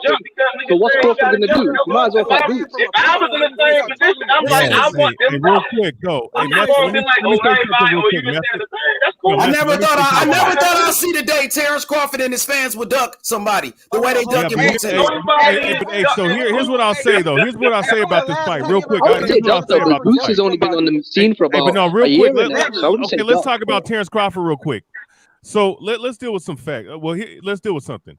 If Terence Crawford fights Josh Taylor, then I won't be Bro, mad at him. hey, you're right. He's not fighting Josh Taylor. Josh Taylor still at 140, and these niggas talking about Josh Taylor. Josh Taylor got to fight at 140. Remember they were talking about that fight earlier. What I'm talking about is whenever Earl Ugas get done. Last year, Bud waited till November. He fought, I believe, the same year before he fought Kell Brook in November. So 9 times out of 10, he's gonna fight again. What?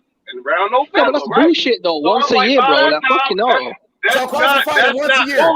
Crawford gonna keep fighting once a year now. This shit is crazy. It's not bullshit. Crawford's sitting around waiting on the payday. So Crawford's sitting around waiting for a big payday, fighting once a year. That nigga, that motherfucker body probably healing. We don't fucking know. What the fuck? Oh, this shit is body healed now. This shit is funny. Hey, Lalo, man, let me hear what you got to say, man. That's real shit. You never fucking know, yo. This shit is funny, man. Motherfucker, nobody said nothing when Canelo was fight May. Then wait to September. What the fuck are we talking about? Bro, Canelo fought 4 times last year, bro. What are you talking about? He didn't fight nobody last year, bro. Wow. No. He fought 4 times in the last year. Canelo beat He knows he was in the fucking legal battle with Golden Boy. Remember, he was suing Golden Boy in the zone. And there was a coronavirus. I don't care about what nobody's talking about. I want to see Undisputed. I don't want to hear that. Bro, Canelo only fought once last year, and we know what the reason was. It's because he was trying to fucking sue Golden Boy. Y'all niggas are so easily wavered, bro. Undisputed. That's all niggas be saying. Undisputed. Errol Spence does not want to fight Terence Crawford, bro. This is why I want to see the Boots fight. Crawford. I'm not arguing. I'm not Spence will never fight Crawford, bro. I've been waiting for 4 years. The dude is fucking scared. Undisputed. Errol Spence is a fucking pussy. 4 times. We don't care about to win. None of that shit. Undisputed. Every division, undisputed. Bro, Spence don't want to fight Crawford. I'm saying if you only care about undisputed, if that's all you care about, well, Canelo was undisputed, and all Canelo does is get hated on. And he get the undisputed thing. That's right, Matthew. You didn't have that same energy when Canelo went for undisputed. Canelo was chasing Crawford. How don't y'all see this shit? Crawford is about 1 fight away from 2-time undisputed, right? Now, y'all niggas is goofy, yo. Man, come on, man.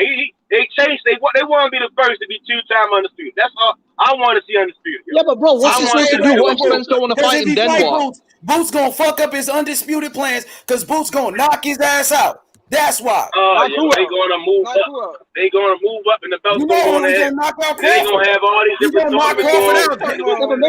I got fight once a year, bro. And I'm betting my boy Lalo. So your boy Crawford don't want no smoke with Boots, man. He need a fight. Boots is the best available. Go ahead. You never heard of fucking Crawford duck or ran from any goddamn fighter. That's why I'm surprised. Like now, Lalo, I'm shocked. Like this nigga's really. You know what I mean? Hey, look, right now, hey, Crawford. Hey, let me talk. Hey, Crawford. All right, go ahead. Is to become unified, damn near undisputed. You got to respect it. Any fighter that want to become great, challenge Errol Spence. I mean, it's not his fault. Errol Spence don't want to fight him. What did Errol Spence say? Once he moved, went to 147. Once he get a title. You know, Errol Spence, Terence Crawford is going to have to see him. Errol Spence didn't keep his word. It's not Crawford's fault. Well, Errol Spence is fighting Ugas in the unification. He's fighting another champion. Understand that. Look, I want to understand that. But after that fight, it got to happen. You don't think so? Okay, so my whole point is this, Lalo. Since Errol Spence is fighting Ugas, another champion, what is Terence Crawford going to do? The best available is Jaron Ennis. So if you saying he going to knock him out, is that easy? Why he just don't fight him and knock him out then instead of ducking him? He's not ducking him, yo. The fight. Yeah, I don't think he's ducking him, bro. The fight may happen. You know, fucking know. I like that fight. I want to see the winner. What I'm going to do, right? Me personally, right? I'm holding everybody accountable, right? So once we get Earl Ugas, and after that fight, I want to hear Earl say what he got to say, which the fight should be around February, March. It ain't even the New Year. But just for November. Bro, Errol won't fight Bud Crawford, bro. I'm telling you right now. Errol only wants unifications against. Bro, and Method, Aaron only wants unifications with everyone except for Bud Crawford. It's when Bud asked him, bro, let's unify. He looked and said, where's the easy road? Porter's available.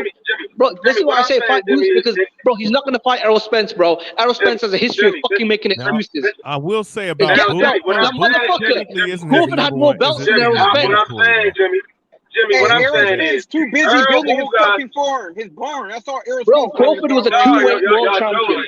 Crawford was a two-division world champion, undisputed, top 5 pound for pound. And Errol Spence told him, get a belt. Like, motherfucker, what belt do you have? A piece of shit fucking IBF. Who gives a fuck? So Bud Crawford already had November, fucking 8 right? world titles. Bud fought in November. Earl Ugas is what, February, March, right? Right around that time. So after that fight, April. I'm calling for April. But that's even better. I'm calling for fucking undisputed. That's it. That's all. I don't want to hear nothing else about none of that other shit. I just want to undisputed. Hey, look, yeah, but man, Method, you want to sit out for a year. WBA tournament. I don't want to hear about WBC mandatory. I don't want to hear WBO mandatory. Method, I'm telling you right now, as soon as Errol Spence beats Ugas, what he's going to say is, I've got mandatory. Bro, this dude has a history of being a fucking pussy when Bud steps in the room. When Bud Crawford steps in the room, yeah, Errol Spence has a history of being a pussy. Let's keep it real. Yes, when Crawford get a belt. Like, motherfucker, you're a one-time world champion. Who the fuck are you to tell a two-division world champion to get a belt? I think all sanctioning bodies for that day, after April, March, whatever the day it is, if the fight don't get postponed, or Earl don't suffer from a dangerous injury, or who guys don't suffer from a extravagant injury, I don't know, man. The guy's a fucking drunk. And that's all I'm saying. I want Crawford to forget about the Spence fight. I want Crawford to move on, bro. The Spence fight is gone. He's a pussy. He don't want to fight you. Let's move on. Fight Boots then, right, Jimmy? They don't want that. Yeah, I agree. I haven't heard anybody Virgil, let me say this. I haven't heard any of the Terrence Crawford fans say fight Boots. I haven't heard one Terrence Crawford fan say let him fight Boots. And Boots is the best player. So this is what I'm saying. Yo, listen to what they say. This is what they say. Go ahead. What I'm saying is, if Earl Ugas don't fight Bud, they need to strip him, right? Give Boots the belt, and let's get undisputed. That's all I'm saying. They not gonna fight Bud next. Strip those two dumb motherfuckers, undisputed with Boots and Bud. That's it. That's all. Because them two motherfuckers going bullshit at the April. That's undisputed with Boots and Bud. Take their belt. Boots number 1 in those divisions. Undisputed. Bang. That's all I'm saying. Fuck them guys. I'm tired of them guys bullshit. We need one man, one face in boxing. Okay. We not so I got a question for Lalo. Lalo, repeat what you just said, Lalo. Let me hear that one more time. I said if Errol Spence not gonna step up to the plate, I want to see Boots get it. All right, for sure. Why okay. not? Let's keep it. Okay. Why not? Yeah, I agree with you guys. Yeah, let's I'm do telling it. you, I'm Errol with it. Spence will never fight Bud Crawford. For sure. I'm That's 100% sure. Errol Spence will never fight Bud Crawford, bro. How many videos you want of him when he stormed out the arena? Y'all saying Errol Spence don't want to fight Crawford, so he might as well just fight Boots then, right? Yeah, I'm saying if Earl, that's what I'm saying in April, right? If Earl say he gonna move up, whoever with Earl Ugas, like they say, if Ugas say he gonna retire, if Earl saying moving up, strip him, Boots is damn near number 1 in every other station in the body. If that motherfucker the belt, him and Bud can fight for undisputed, put all them bitches on the line. That's what I want to see. I want that bitch. I want that bitch. That's not impossible. I want them young men to get. Bro, I'm telling you, the reason why Spence paid off Ugas is mandatory, bro. Spence opened his own pockets up to pay Ugas is mandatory, but he didn't want to fight Bud. Bud needs to move on, bro. So listen, y'all keep saying Spence don't want to fight Bud, so Bud should fight Boots then. Yeah, but Boots is in the mandatory though, from what I remember. Yeah, that's what I'm saying. That's what I'm saying. Earl and Ugas fight, and if neither one of them are gonna fight for undisputed, whoever wins, they had some issue with making undisputed in the wintertime. Strip them, put all the belts on the line for Bud and Boots. Ugas will fight him. I think Ugas will fight him. Ugas will fight him. That's why I hope Ugas knocks Spence the fuck out. All that belt, or they going? That's all that's gonna happen. I don't want the belts to go in the air. I want Boots to be able to fight for undisputed or fight for a title, for all the titles. I want all the marbles on the line with Boots and Bud. I don't want to hear about Earl Ugas, and I don't want to hear about Earl dropping titles. That's all I'm expecting. That. You see what I'm saying? That's how I look at this situation. Bro, Ugas, Spence is waiting for Charlo to move up. Bro, Derek James already said. Derek James, his trainer, already said that they're not going to go up to 54 as long as Charlo's a champion. As soon as Jamal Charlo beats Castano, becomes undisputed, he's going to let the belts go. That's when Crawford's going to move up. He's hiding out in welterweight. So they don't want to go to 54, but Charlo's a champion. What I'm saying, yes, I think when Jamel beats Castano, if he does, he's going to move up. I believe that. And I believe Earl, if he fights Ugas in April, he's going to drop all those belts and they're gonna go on the head. They're gonna go to the zone. They're gonna go to Golden Boy. They're gonna go here. They're gonna go there. And then Boots, who already can get the motherfucker. Errol's hiding out a lot away because Charlo's got all the belts at 54. He's not gonna be able to get him at all ever. I don't see them guys making a fight. I just don't. I don't think it's that character. That's we've seen it before already. So I see it repeat itself again and again. I think Ugas will fight him though. I think boxing 147 division is in the perfect position that April, if Earl wins, don't move up. Let's get that undisputed. Boots is mandatory now that y'all know. Like Josh Taylor fighting Catterall, whoever went undisputed, like Boots. That's all I'm saying. I'm telling you right now. After he beats Ugas, he's to move up to 54. He's not gonna fight. He's not gonna fight Bud. He's the only reason he's not at 50. He would go up to 54 now. The reason why he's not at 54 is because Charlo's up there with the belts. That's why.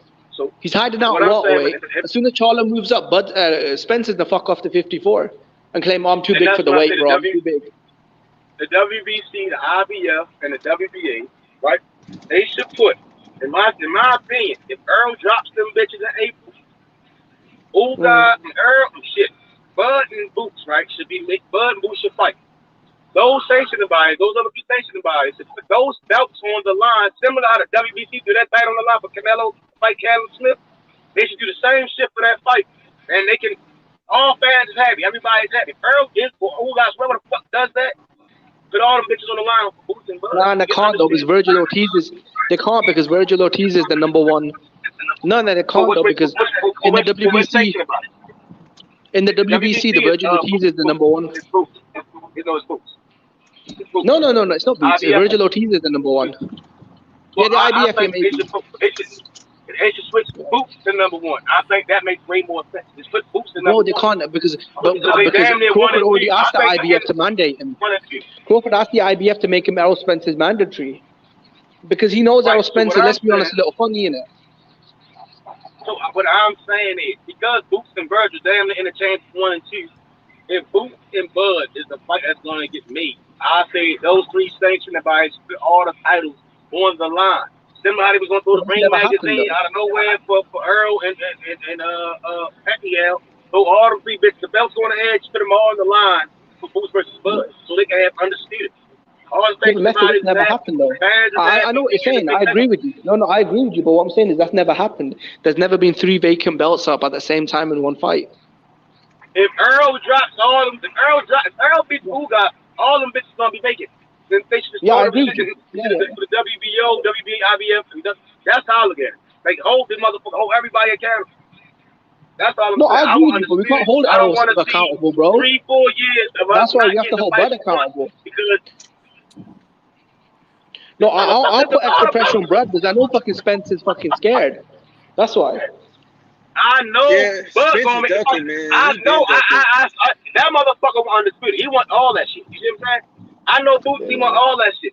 I don't know about Earl and Ugas, but I do know if Earl say he gonna drop them bitches to go move up to 154. Man, Earl never said.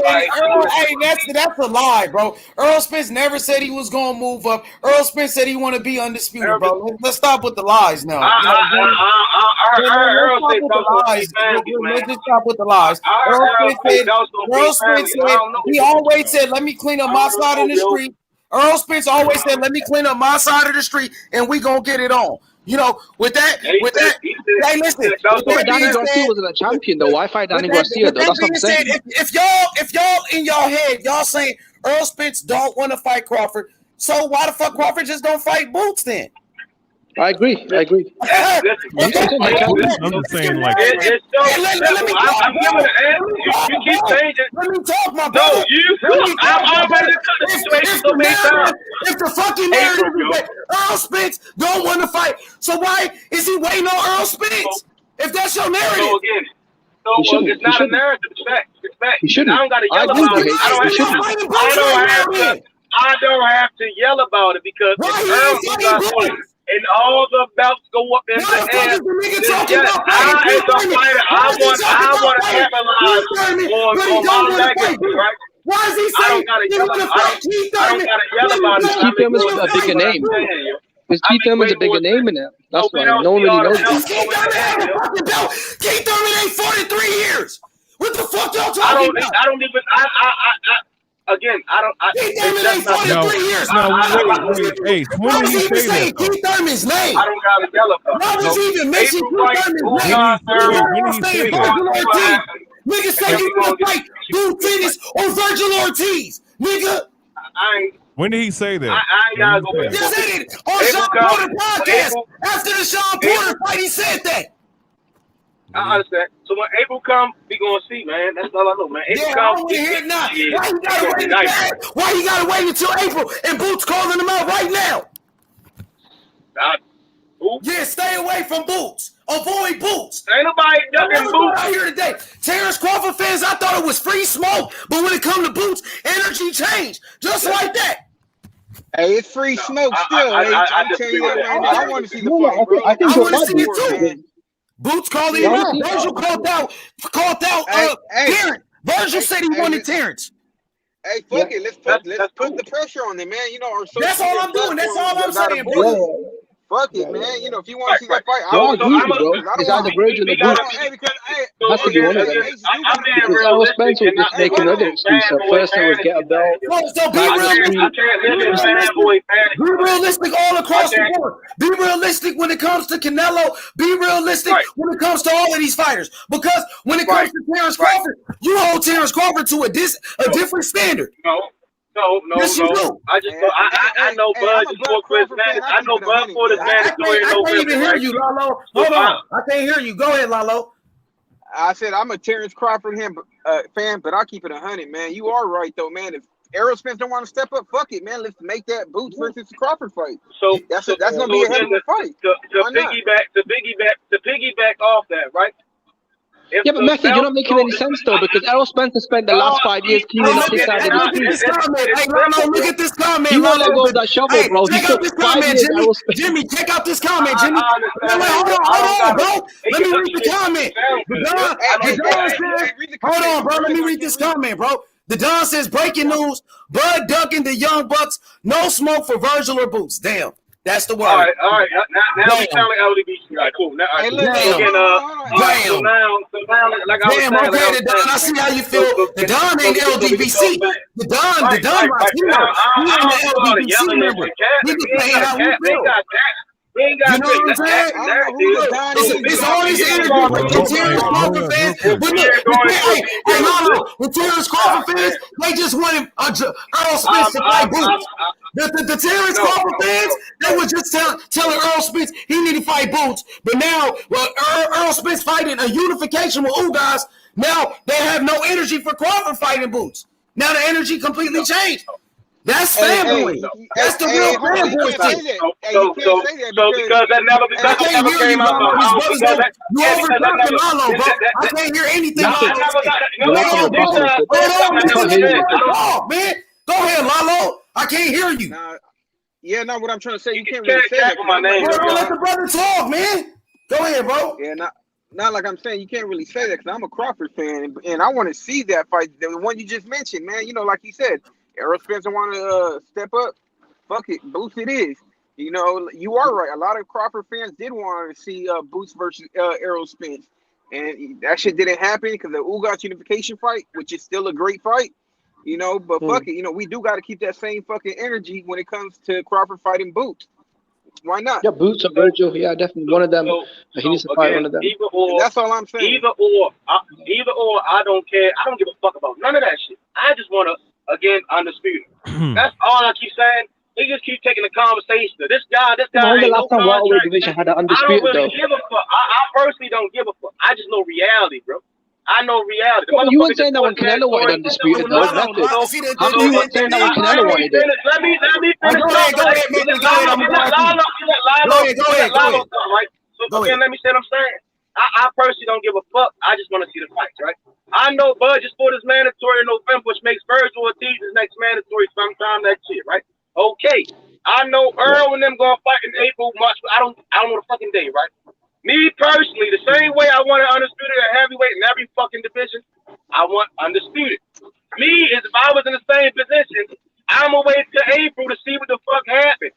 Because why do you say that when Canelo got undisputed? Why do you say that when Canelo got undisputed? Well, there you go. You don't give a fuck about it, okay? I don't care about pad users, bro. That's all Well, I'm why do saying. you care about Undisputed then? But Canelo wanted Undisputed. You didn't give a fuck. You called him a You cherry can't picker. compare Canelo to guys not on pads. I don't like putting them in the same conversation. I don't like that. That's me. I understand, right? What about you? Okay, you're a hater then. Okay. I'm not a hater. You say I don't care. I'm not a hater.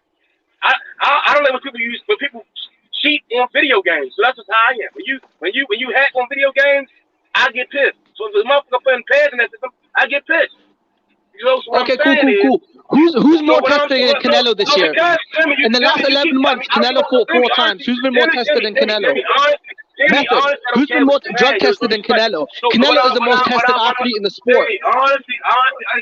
Canelo is the most tested athlete in the sport, bro. Who the fuck is more tested than Canelo? He fought 4 times in the last 11 months. You're young, yo. So I'm gonna keep going, yo. Like I'm saying again.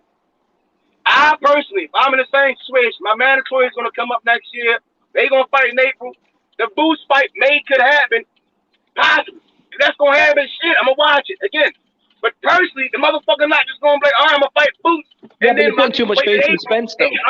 So then I can wait to April. So if they don't make the fight, yeah, bro, the way Spence stormed out of that arena, do you think he wants to fight Crawford? The way that bitch put his tail in between his legs and ran off. You keep cutting me off about the past, my nigga. We not living in the past, my God. So I'm talking about the past. Yeah, but Spence don't want to fight him, bro. We gotta let go of the fight. It's not gonna happen, bro. Spence is scared. 5 years, he's still cleaning the side of the street up, bro. I'm not saying that, man. It's been 5 years, bro. He's still cleaning up the road, bro. 5 fucking years, bro. Jimmy, you cutting me off. Danny Garcia's his side of the street, bro. Jimmy. I understand. You get like a child right now. You calm down, yo. So again, in April, when April comes, Ugas and Earl fight. If they say whatever they say, then 9 times out of 10 we will either get Boots and Bud, we might get Virgil and Bud, or possibly Keith and Bud, whatever the fuck. Because again, we want. I don't like Spence fans want Bud to fight Boots, so Boots takes care of Errol's work. So now again, a lot of Spence fans want to fight because obviously they want Boots to take care of Spence's work in it. God damn, bro, you talk too fucking much about nothing, yo. So again, if Earl say he's gonna drop the belts, gonna go in the air, then damn, I definitely see Boots and Bud fighting next. Because it's the fuck, I'm not gonna keep playing the game. I'm just gonna fight this nigga, and that's it. Do you think Spence will fight? Do you think Spence wants to fight Bud Crawford? Be honest. Does Spence want to fight Bud? Be honest. It's been 5 years and he's still cleaning up his side of the street. If he's advised to, I don't know. I honestly don't know from the back end when they talk about. He won't go. Spence is a pussy. Nah. He's scared of Crawford, man. It's been 5 years and he's still cleaning up his side of the street. Danny fucking Garcia is his side of the street, a fucking gatekeeper. I don't want to go into Danny Garcia is a welterweight gatekeeper. I don't want to be a fanboy in this situation. So again, hey, real quick, let me say something real quick. I'm gonna go to the fight, and that's it. That's all. Now, real quick. No, but this guy, I need time because I don't know. I got launched out of a Ferrari. I need time because let historian get his words off. Go ahead, historian. Now, real quick, with the situation, I've seen for 5 years, that this fight has not been made. You know what I'm saying? It's been 5 years, and as fans, it's been 2017, and we're about to be in 2022 in the next 2 days. Yep. All right. And we have not seen this fight. There are a lot of factors, and really, majority of it has been on one side. And at the end of the day, man, like I've given up hope that this fight's even gonna be made regardless. Because let's say if Spence gets past his opponent, if Terrence Crawford gets past his opponent, there's gonna be another fucking bullshit shit. Yeah. He's not done cleaning up his side of the street, bro. I'm just tired of it, man. I mean, 5 years, bro. Collecting all the belts, though, Jimmy. Isn't he collecting all the belts? He's fighting Ugas for the 3rd belt, and then he can fight Crawford for undisputed. Like I said, if you guys look, if you guys feel like, let me talk.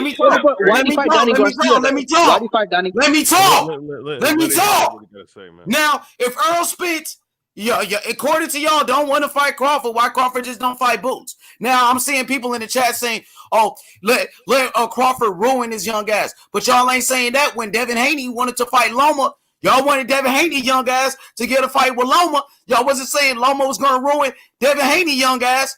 But all of a sudden, because it's Terrence Crawford, and motherfuckers don't want to see Crawford fight Boots for whatever reason, now Boots is too young.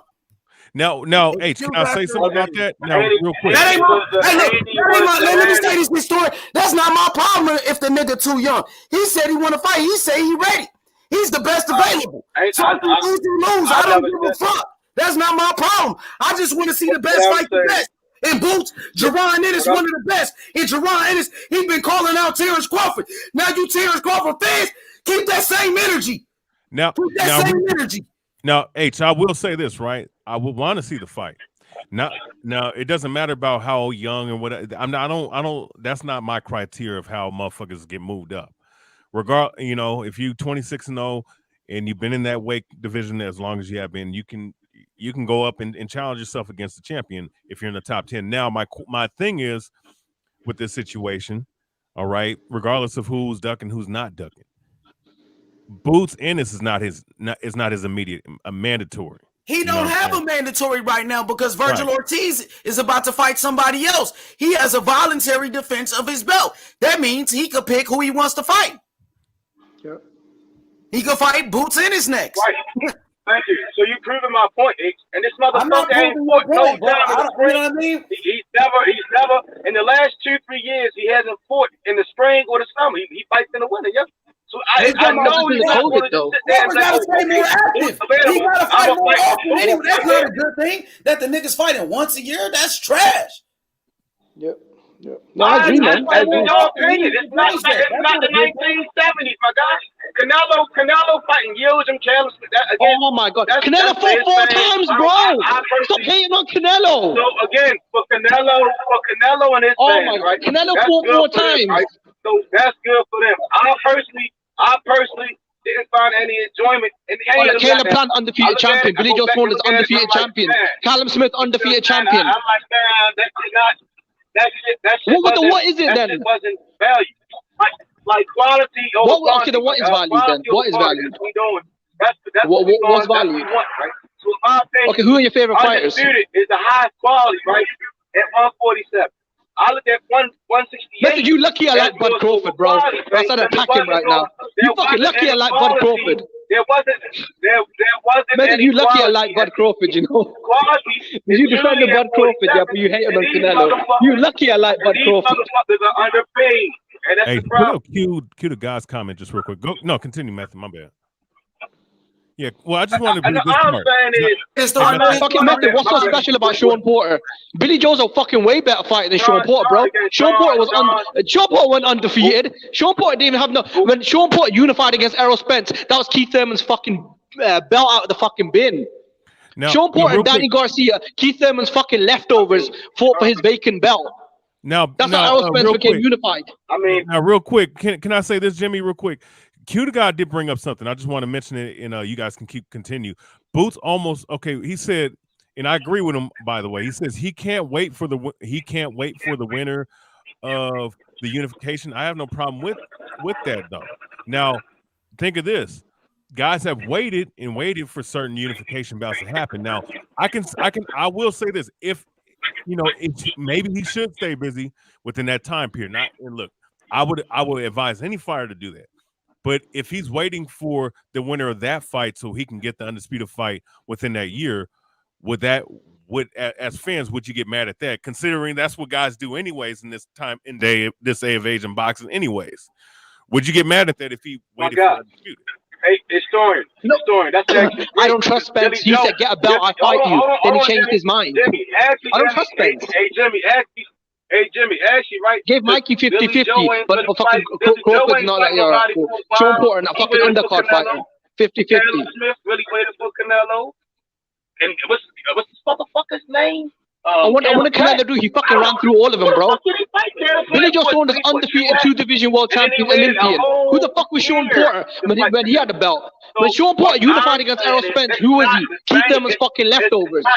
I'm saying it's not the same. Sean Porter wasn't a fucking real champion, bro.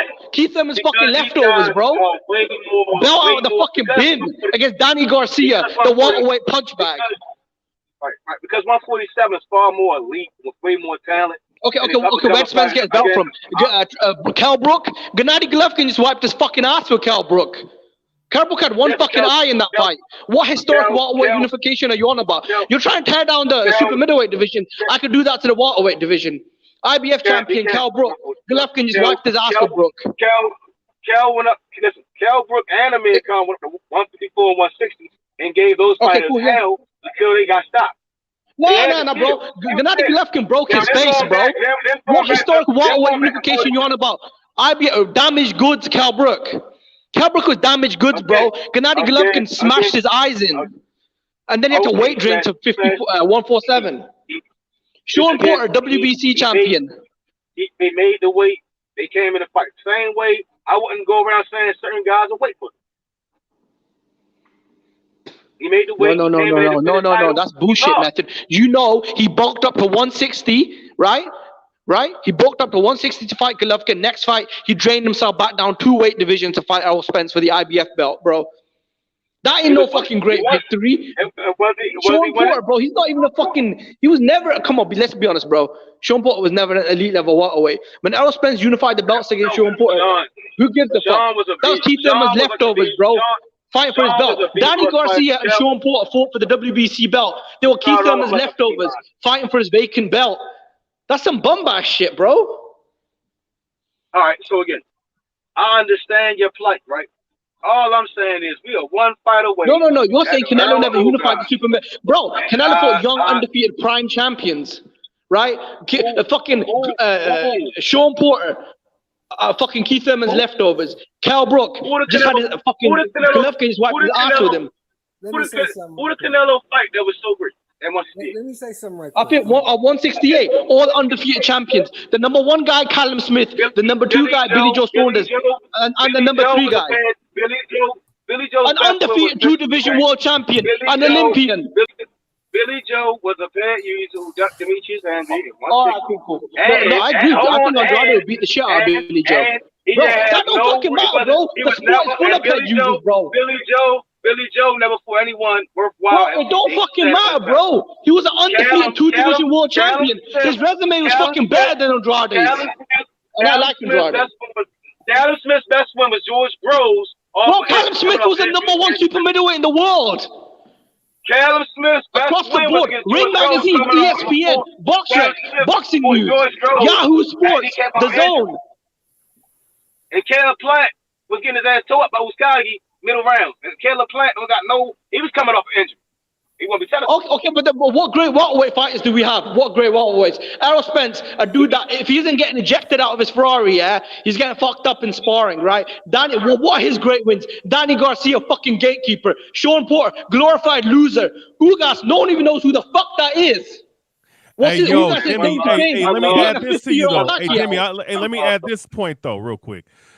When I look at Keith Thurman's record, real quick, in over 2 years and he was 50. Who gives a fuck? Hey, think of this, though, Jimmy. Most fans see him as a journeyman. Hey, think of this, though. Thurman and Errol Spence's record is really comparable because they have the same amount of fights, or damn near the same amount of fights, in the same level of competition. Only Errol Spence has been a little bit more consistent the last couple years. But if you look at the volume, Mikey Garcia, bro, got beat by a bum in his last fight. No. Yeah, sorry. Go ahead, historian. I thought Method was talking. No. I'm done. No, bro, I agree with you. Keith Thurman's resume is very comparable to Errol Spence. Both guys are 2-time welterweight champions, and both guys' best wins are Sean Porter and Danny Garcia. They're very comparable. Errol Spence has never done anything historic in the division. IBF champion Cal Brook, right after Gennady Golovkin wiped his dirty ass with Cal Brook. Let's drain him 2 divisions down. Does he have? Danny Garcia, okay, you outboxed Danny Garcia. A fucking gatekeeper, Mauricio Herrera has done that. Big wow. Who else? Let me say something right quick. Sean Porter, split decision, great. Can I say something right quick? You got it, bro. Errol Spence has never beaten an elite level welterweight. Ugas is not considered an elite level welterweight. Let me say something right quick. Now let Sheldon talk to him. Now, I've been listening to y'all for about 20 minutes, man. But you know, fucking method, man. Not giving Canelo credit, but give everyone else credit. Fucking bum Here's the point. This is what you guys. Dick Rice, Tank Davis for his regular belts. Is there money? Let Sheldon say what he got to say. Hold on. Let him talk, bro. Sorry, I'm on a lag. Sorry. My stream's lagging. Right. Okay, there you go. Hold on. Here's what y'all missing. The whole point y'all missing. He's 34 years old, right? So waiting around probably isn't the best thing. Now, he gonna have to take a fight in the next 3-4 months. Is there money in a Boots fight right now? Or is there more money in a Taylor fight?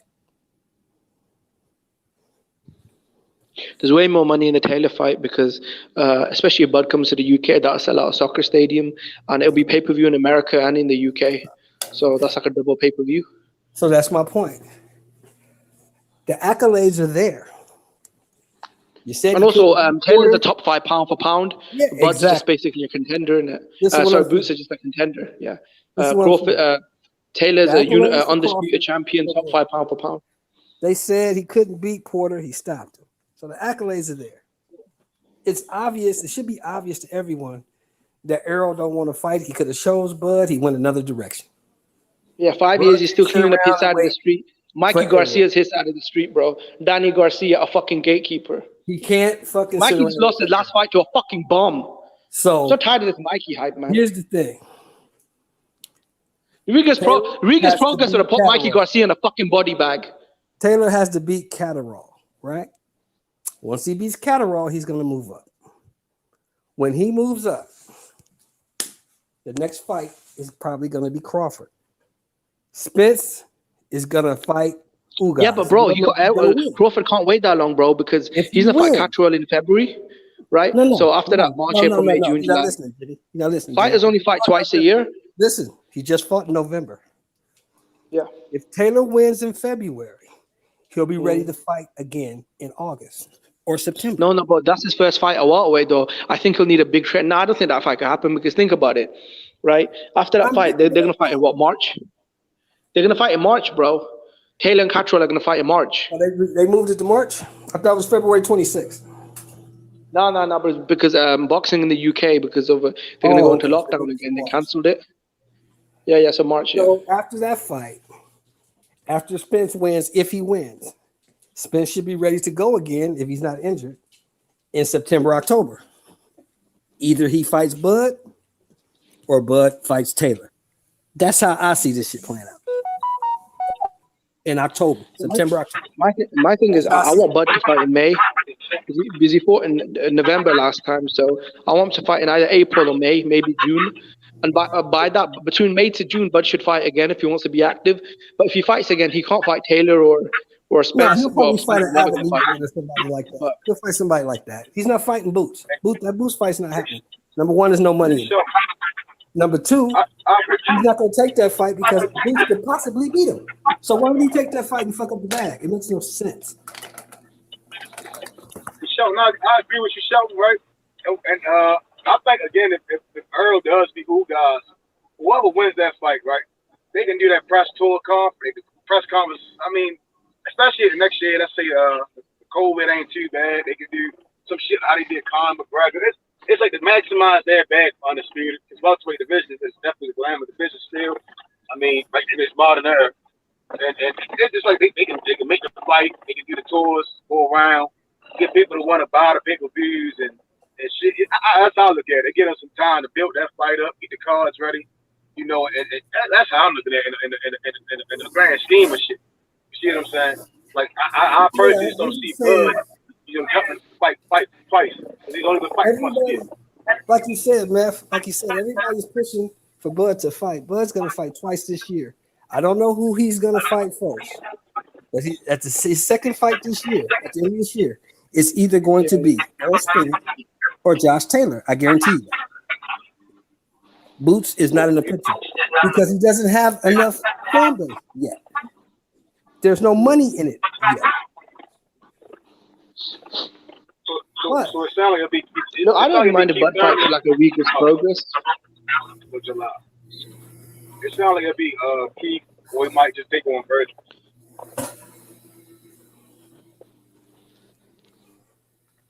That's what I think. I think you would keep a Virgil. He'll have to go to the zone. He'll have to go to the zone. Yeah, I think if he fights twice, it'll be a Keith. Method, in the last 12 months, who's fought more than Canelo?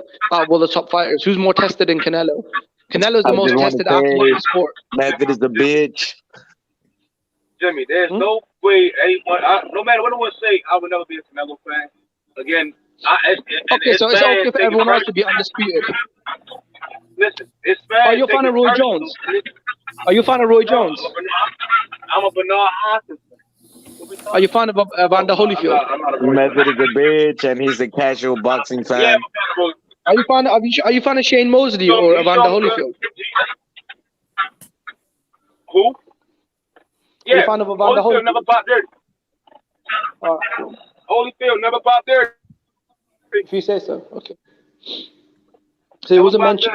No, I'm pretty sure he was busted using HG. Method. Bro, there was no testing in the fucking 80s, bro. There wasn't any drug testing in the 80s. Method. Method, who is more drug tested than Canelo? Did Canelo pass the hair follicle test, yes or no? Method, well, did why you Canelo being pass a the hair bitch, follicle bro? test, yes or no? Canelo got cheese, man. It ain't nothing you can tell. Method, I know what you think about Canelo, bro. Why did the WBC why clear you him if he always cheated? being a bitch, bro? WBC is biased. What are we talking? Did Canelo pass the hair follicle test? Did Canelo pass the hair follicle test? Yes. Method, let's forget your bitch ass emotions. Why And let's get Method the facts. ignoring me, The man? facts are Canelo passed the hair follicle test and Canelo signed to year-round drug testing. Canelo is not man. Y'all Okay. Let's put that to the side, yeah. Okay, let's put that to the side. He's undisputed. That's what you said you want out of boxing. So why weren't you happy when Canelo did it? Say that again. Why weren't you happy when Canelo did it? I mean, what's so deep about the welterweight division? I mean, you got fucking Cal Brook there. But he not Caleb flying out. You know, salute to Canelo. Hey, yo, Method, stop being a bitch, man. That's all, The man. Billy Joe win was better. Bro, Billy Joe's resume is fucking better than Sean Porter's. It's better than Cal Brooks. You gotta keep it real, It's better Method. than Errol And Spence's, stop bro. being a bitch, man. Billy ain't fought nobody. All right, he hadn't fought already. Okay, let me see. He beat Andy Lee for the title. He beat undefeated Chris Eubank Jr. He beat David Lemieux. He beat Willie Monroe. Method. What the fuck are you even all about, My boy, Isaac Cruz. He beat John kicked the Ryder. fuck out of fucking your boy Tank Davis. What you gonna do about it? Exactly, fuck you out here dick riding Tank Davis, baby belts. Fighting Isaac Cruz. Most people think Isaac Cruz is a fucking bum. A 21-year-old Isaac Cruz, bro, flossed his fucking teeth with Gervonta Stung, Exactly, bro. Yeah, no. Most people think I Isaac thought it Cruz was is a draw, fucking man. I ain't gonna bum. lie. I don't give a fuck about Isaac Cruz. Right, bro? I really Right, thought bro? I don't like it Tank was a draw, Davis. man. To be honest with you, and really, I'm gonna be honest with you. Tank The had that fact boy. that Tank had that boy on lockdown. That boy was getting shut down. Man. You love that shit. You love those No. regular belts, No, don't you? the You only love those lockdown fucking was baby the other belts. way around, bro. Method, you love those fucking baby belts, don't you? Isaac Fighting Cruz bomb was after blocking a lot bomb. of those punches, bro. I don't know about that, man. He was blocking. Who? Y'all not about to sit here and say Isaac Cruz. Method, you're the same fucking bitch that said Charlo shouldn't fight Andrade because it's not a smart business move. That's the type of dude you are, Method. You out of order. You out of order. Control yourself. And that's right, pussy. But again, And then you better keep your tone in check with me. You're fucking running your mouth on the panel, threatening dudes. You don't ever speak up against me, but you know I'll slap the shit out of He's you. not a pay-per-view star. I'll fly you out to London. Nor he's a fucking killer, bro. Isaac Cruz kicked that kid's ass bad, bro. You should have seen him run Most away people think from Tank lost Isaac to a Little fucking Cruz, bomb. bro. Innit? Method, do you have a problem when Floyd Mayweather got caught shooting up IVs in his living room? Method, do you have a problem with that? Gervonta, Tinkerbell. Why did Floyd Mayweather break VADA protocol? Method, why did Floyd Mayweather break VADA protocol when he was shooting up IVs in his living room? What the fuck was he trying to mask? Method, why was he trying to flush his system out? Method, why was Floyd Mayweather trying to flush his system out? Why are y'all so loud? Why y'all yelling? Method, why did Floyd break VADA protocol? Method, why did Floyd Mayweather get caught in his living room shooting up IVs? Why did he break the VADA protocol? It's 30 minutes. When I get off 30 minutes, why did fucking Charlo almost get his ass knocked out by fucking forgot his fucking name? What was this kid's name from Mexico? Exactly. What the fuck was Floyd flushing the system out? You know, what the fuck was he trying to hide? What was this kid? And I heard he failed the test as well, and that was covered. Fuck, his recent fight with Charlo that he did in fucking Houston. Fuck, I forgot. No, I think he failed the test. Oh, twice, that's man. I LT. remember that Yeah, in that's 2012. LT. You dirty fat fuck. Hey, LT, fuck you, dirty Method. fat Stop fuck. being a bitch. LT, where Why? the fuck you been at? Why did LT been Charlo hiding. almost LT get his been ass hiding in kicked, the bro? motherfucking you dirt ball. LT been hiding and shit. I ain't seen LT in about 5 years. Hey, man, how you LT, been, bro? I'm working on these trucks, man. I'm damn near break my fingers every day. I'm doing all right. Yeah, that's good. Hey, bro, what you think about Puncher getting exposed, bro? What you think about that, bro? Hey. Oh, I gotta take my Bluetooth off. So when I tell everybody the shit, everybody look at me like I'm crazy. But now because it finally comes to light, Method, why did Floyd get like, busted flushing it out his system? yeah, Method, why did Floyd break VADA I've been protocol? told you motherfuckers he a But why did he break VADA protocol? Method, I'm asking you a question. Why did Floyd Mayweather break VADA protocol when he's flushing the system out using excessive IVs? What the fuck was he trying to hide? Jimmy, you got dope in your veins, Jimmy. Answer my question, Don't worry pussy. about what Floyd got. Don't worry about what Floyd got. No, because you out here fucking dick riding Floyd Mayweather on the last stream. You out here dick riding Floyd Mayweather on the last stream. I'm asking you a question. No, Method. I'm asking you a question. See, now he's gonna duck the question because he knows the truth. No, he ain't getting exposed. Why did Floyd Mayweather? Why did he get busted in his living room? It's only exposed if y'all ain't know. I don't know how everybody know that shit. Method, I'm asking you a question.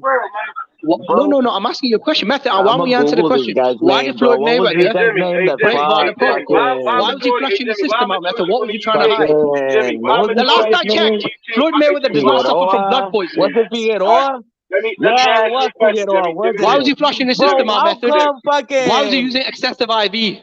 A masking agent. How come fucking Big Charlo almost get knocked out by fucking Figueroa, bro? How did that happen?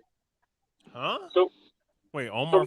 Method, answer the question. Why did Floyd Mayweather break VADA protocol? Why was he flushing the system out? Jimmy, the UK needs to invest in the dentist. I don't know what the fuck going on with y'all teeth. That's what the fucking answer to the question is.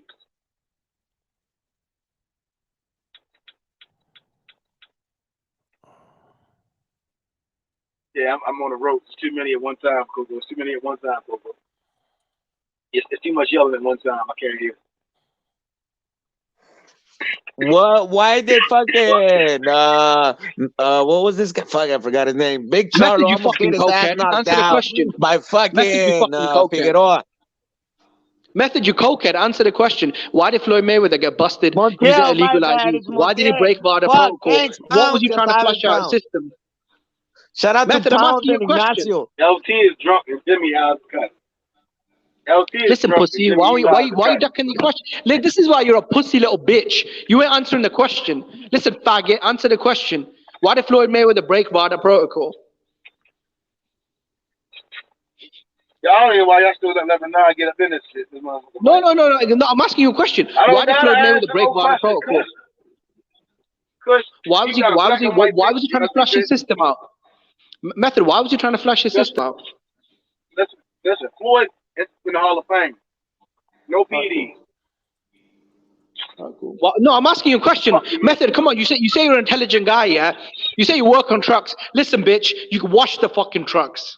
Okay? You ain't working on the fucking trucks, you wash them. Ain't no one gonna pay you money to service no truck. You're a fucking method. I'm trying to wax on your bitch. Your bitch also trying to sell the engines for coke. I don't smoke crack, motherfucker. I sell it. Yeah. Method, you know what? Method, I just want to know something, bro. Why don't you answer the question, Method? Listen, you're a pussy. You pussy, you fucking know. You little whore. You dirty little whore, you fucking slapper. You know.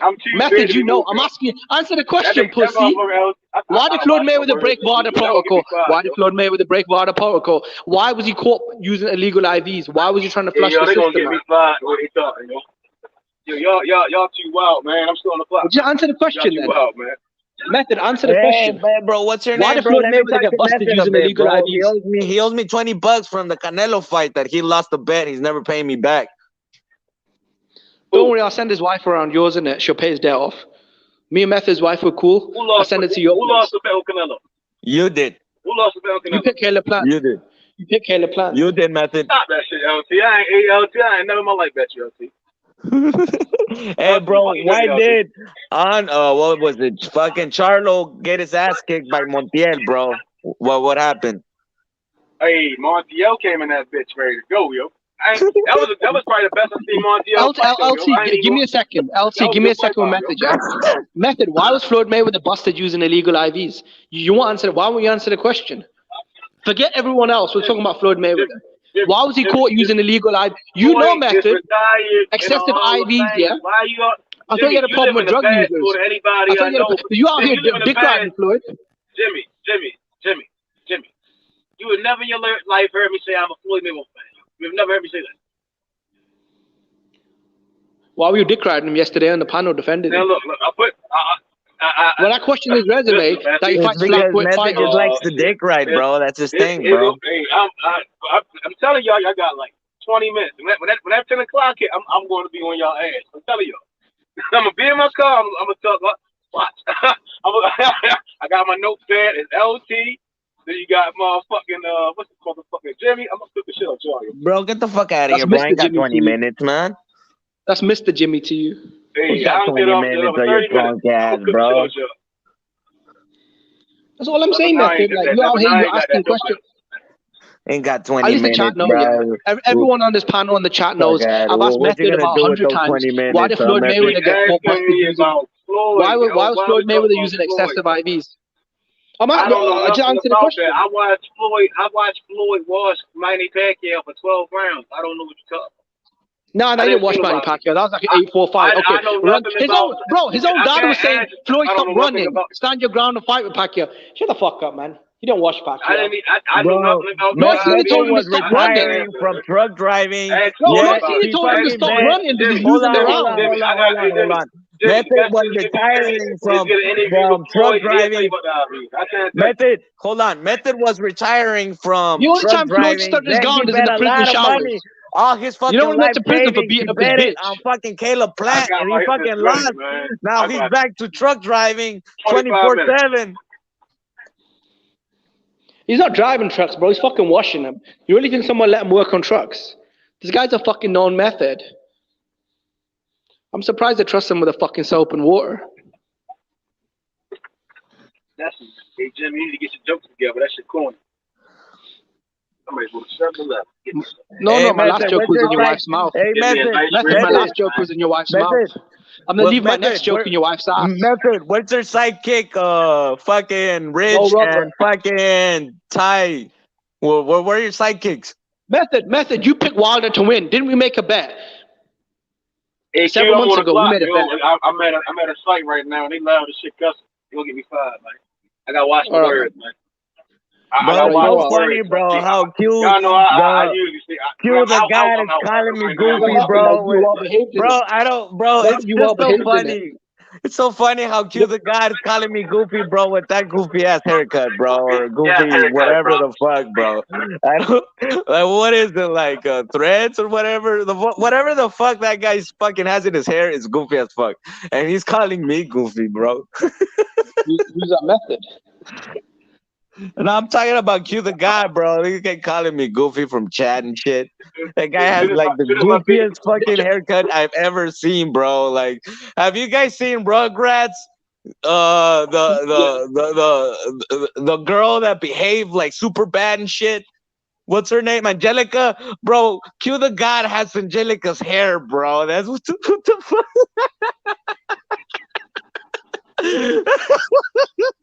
That was my shit back. I used to watch Rugrats a lot back in the day.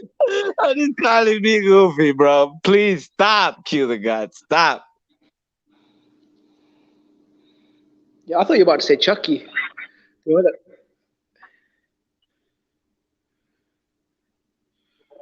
Hey, relax, Angelica. Relax. It's just a joke, Angelica. Keep it cool.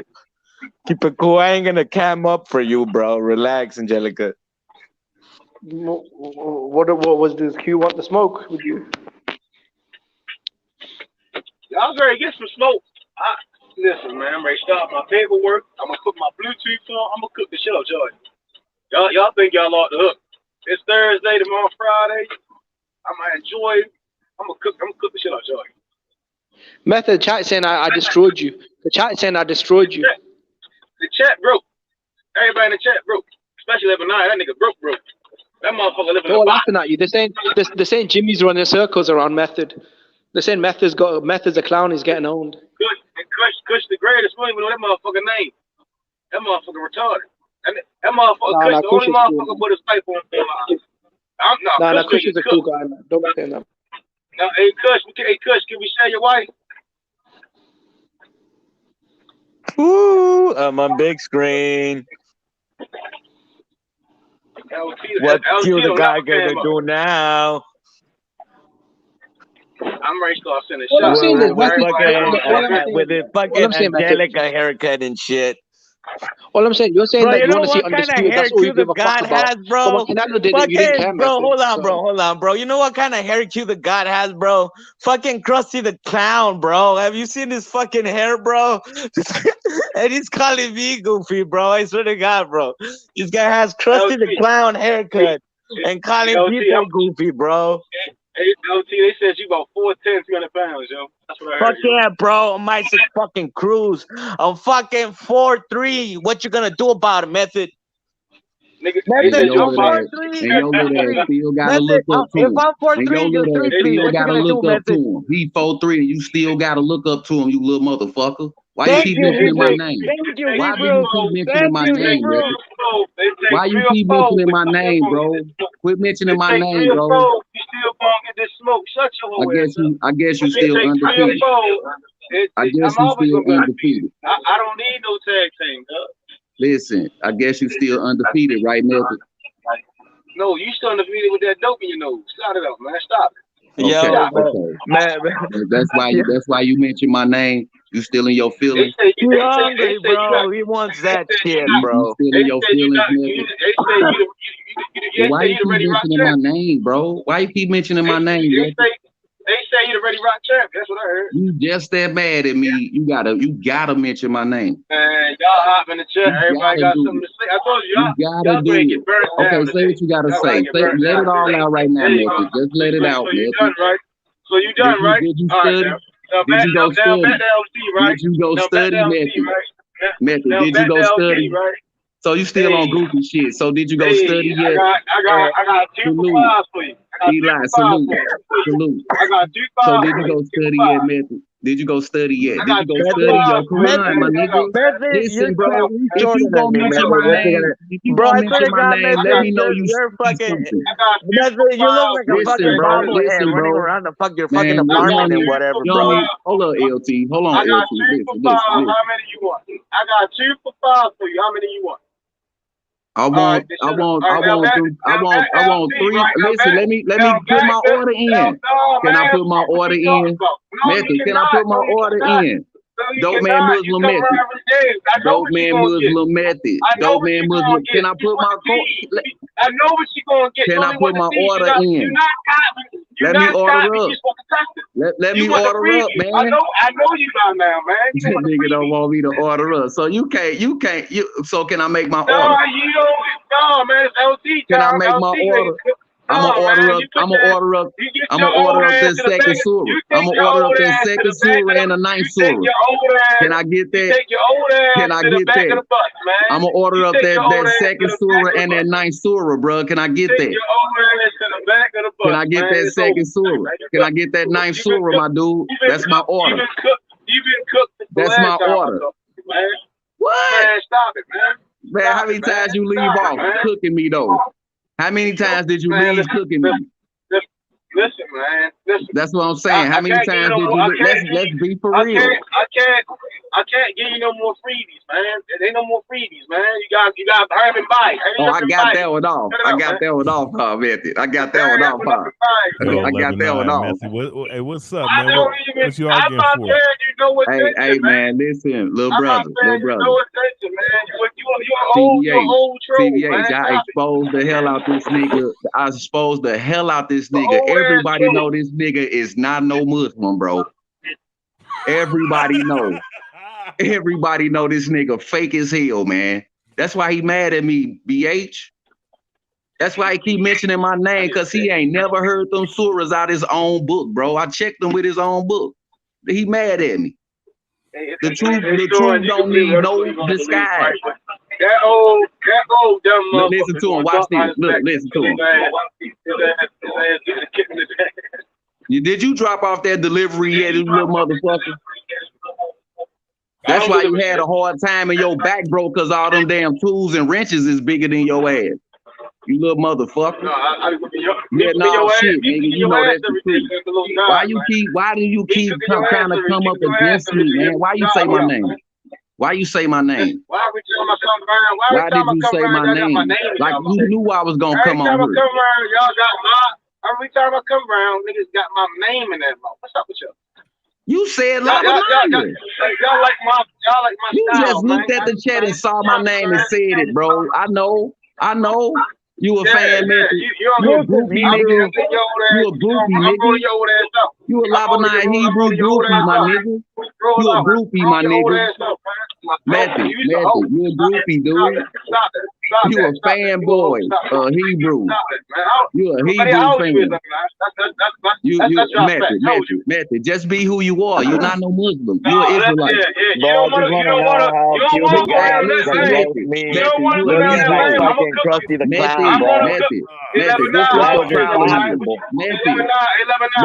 How much money you got to pay me? Method, you a Hebrew, you're not no Muslim. Let's go back. So you an Arab. So hold on, let's get this right. Let's get this clear. So you an Arab. Your nigga ass is an Arab, right? So you an Arab or you an Arab? Answer the question, man. Bro, he definitely wears a towel. Are you an Arab or not, man? He definitely one of those nigga or Arab, bro. I want to know from Method. Hold on, LT. Are you a nigga? Are you a nigga or an Arab? What are you? What are you? What are you? You trying to joke? I'm asking you a serious question. Are you a Negro or are you an Arab? I'm not joking with you. Are you a nigga or an Arab, nigga? Get it together, man. Get your head together, man. Are you a nigga or are you Arab? No. Last time I checked, yeah. Which one is it? Talk about no. I want to answer. That ain't no yes or no. That ain't no yes or no question, I nigga. ain't never seen no video with you three dudes in the bedroom. Man, listen, man. Why you can't answer that simple question? Are you a nigga or is you an Arab? You ain't gonna tiptoe around that, buddy. Hey guys, give me a second. Give me a second, bro. You don't know. Give me a second. Give me a second, real quick. Give me a second. Give me a second, real quick, man. Real quick. Hey, just like you said, Chris. Just like you said, Chris, this nigga don't answer questions. Real quick. This nigga do not answer no questions, bro. Give me a second, bro. Real He's quick. just running his mouth, man. He ain't finna pull out nothing to prove nothing he's saying. Hold on, bro. He not finna pull out nothing to prove what he's saying. How Q the God's gonna roast me when he looks like the gay brother of Bob Marley, bro. Like Gabe Marley or some shit, bro. You know what I mean? He looks like a gay version of every fucking man, are you Arab or are you a Negro, haircut, bro? Like I swear to God, bro. Answer the question, Method. Are you a Negro or are you an Arabic man? Are you the gay Arab? brother of Bob Marley? I just want to know that, and then I'm gonna be done with you. How old you is, man? That's all. Explain it then. Explain it. If you that old, you don't even know who you are, man. I can't. You don't even know who you are, dude. Your bedroom on your bed, man. See what I'm saying, man? It's so easy to cut this dude, man. It's easy to show how dumb you are. Method, what color are you? What color are you? Method, have you ever read Second Surah? Hey, Method, have you ever read Second Surah? Nigga, shut your dumb ass up. Stop. Look at him, man. He up. I told him to never teach nobody nothing, bro. Method, I got the correct, brother. I asked you a simple question. What would have you ever read? No, you're not asking me no simple question. No, he haven't. I read it to him yesterday. I read it to him the other day. What is Second Surah? And who you listen to? You talk to out of your own a 50-year-old man that live in a bedroom with bunk beds, ain't got his life together, ain't got no money in the bank. Look how mad this dude is, man. That's fucked up. You asked him about his religion. This the result. Listen, now I came up, right?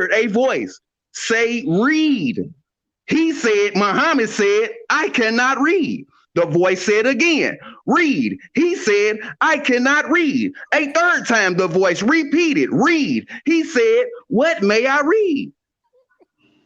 This out the Quran.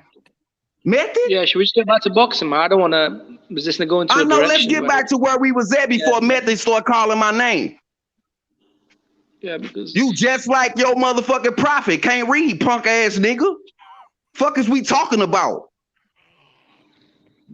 And that's how you humble a bitch again. Nigga, quit playing with me. I'm gonna knock your bitch ass nigger ass out every time. Jimmy, You ain't what's shit good, about Jimmy? you Muslim, nigga. Shut that shit up. What's good, Jimmy? What's good? What's good, Jimmy? Yeah, look at him, man. See? Quit calling Labanaya Hebrew, man. Quit calling Labanaya Hebrew, bitch ass nigga. Oh, Quit fucking shit, playing dog. with me. yeah, let's just get back to boxing. Innit? Yeah, We're let's just get kinda back getting to a bit- boxing, man. Yeah, This let's get nigga back to don't want boxing because he's scared to take off that skull cap and show us that scalp. Fuck ass nigga. What were the topics that we're talking about? No, look, I'm We a was huge talking fan about of we was talking about Earl Spence. What I was listening to before motherfucker said something but said Hebrew. We was talking. I was hearing Jimmy cook this shit out this nigga in the dark. Put your avatar back up there. We tired of looking at your ugly ass, nigga. And it's gonna say method in the dark. That's what it's gonna read, nigga. Quit fucking playing with me, little ass nigga. Now show your height. Put the motherfucking phone on the floor and show us how tall your little ass is. Punk ass nigga. Hey. Yo. gone? Hey, look, you know what? Yeah, look. Man, every fucking time, nigga, talking about he undefeated, bro. He knew what was up. I told him, man, quit playing with me. I didn't even want to jump on her. I was just listening, bro. I mean, Hebrew. If you think about it, if you run away before the ass whooping is, completed, technically you are undefeated. if you run away before the ass whooping is finalized, you know what I mean? On paper, you're undefeated, aren't you?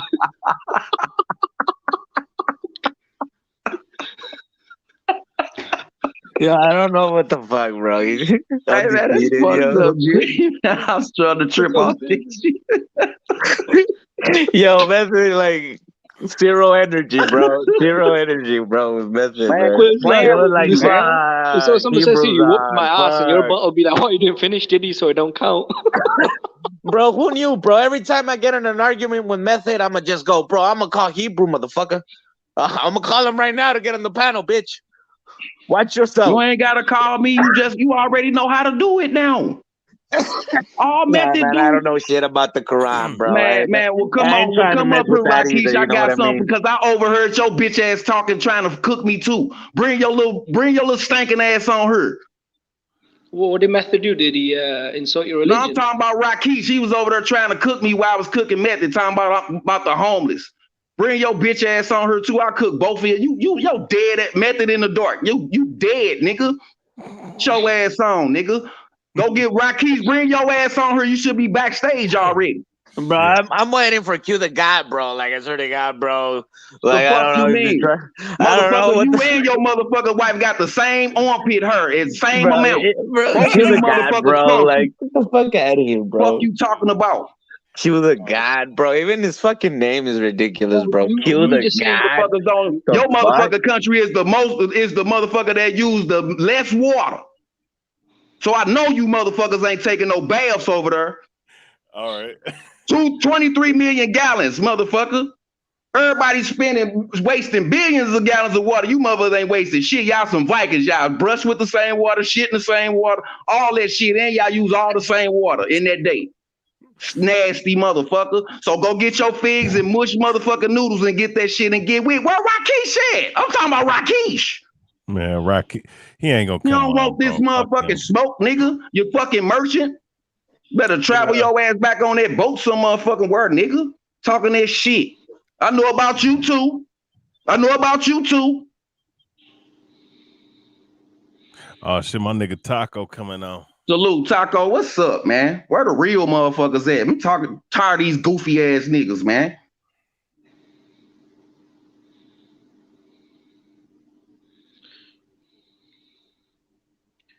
That shit can't even contain me no more, bro. These niggas goofy as hell, man. Well, I'm tired of waiting for Q the God, man. I'll be back later, man. No, I was gonna say, look, for many years I've wanted the Crawford Spence fight, but it's been 4 or 5 years now. I think it's just like historians said, and they're like, let's just move on now.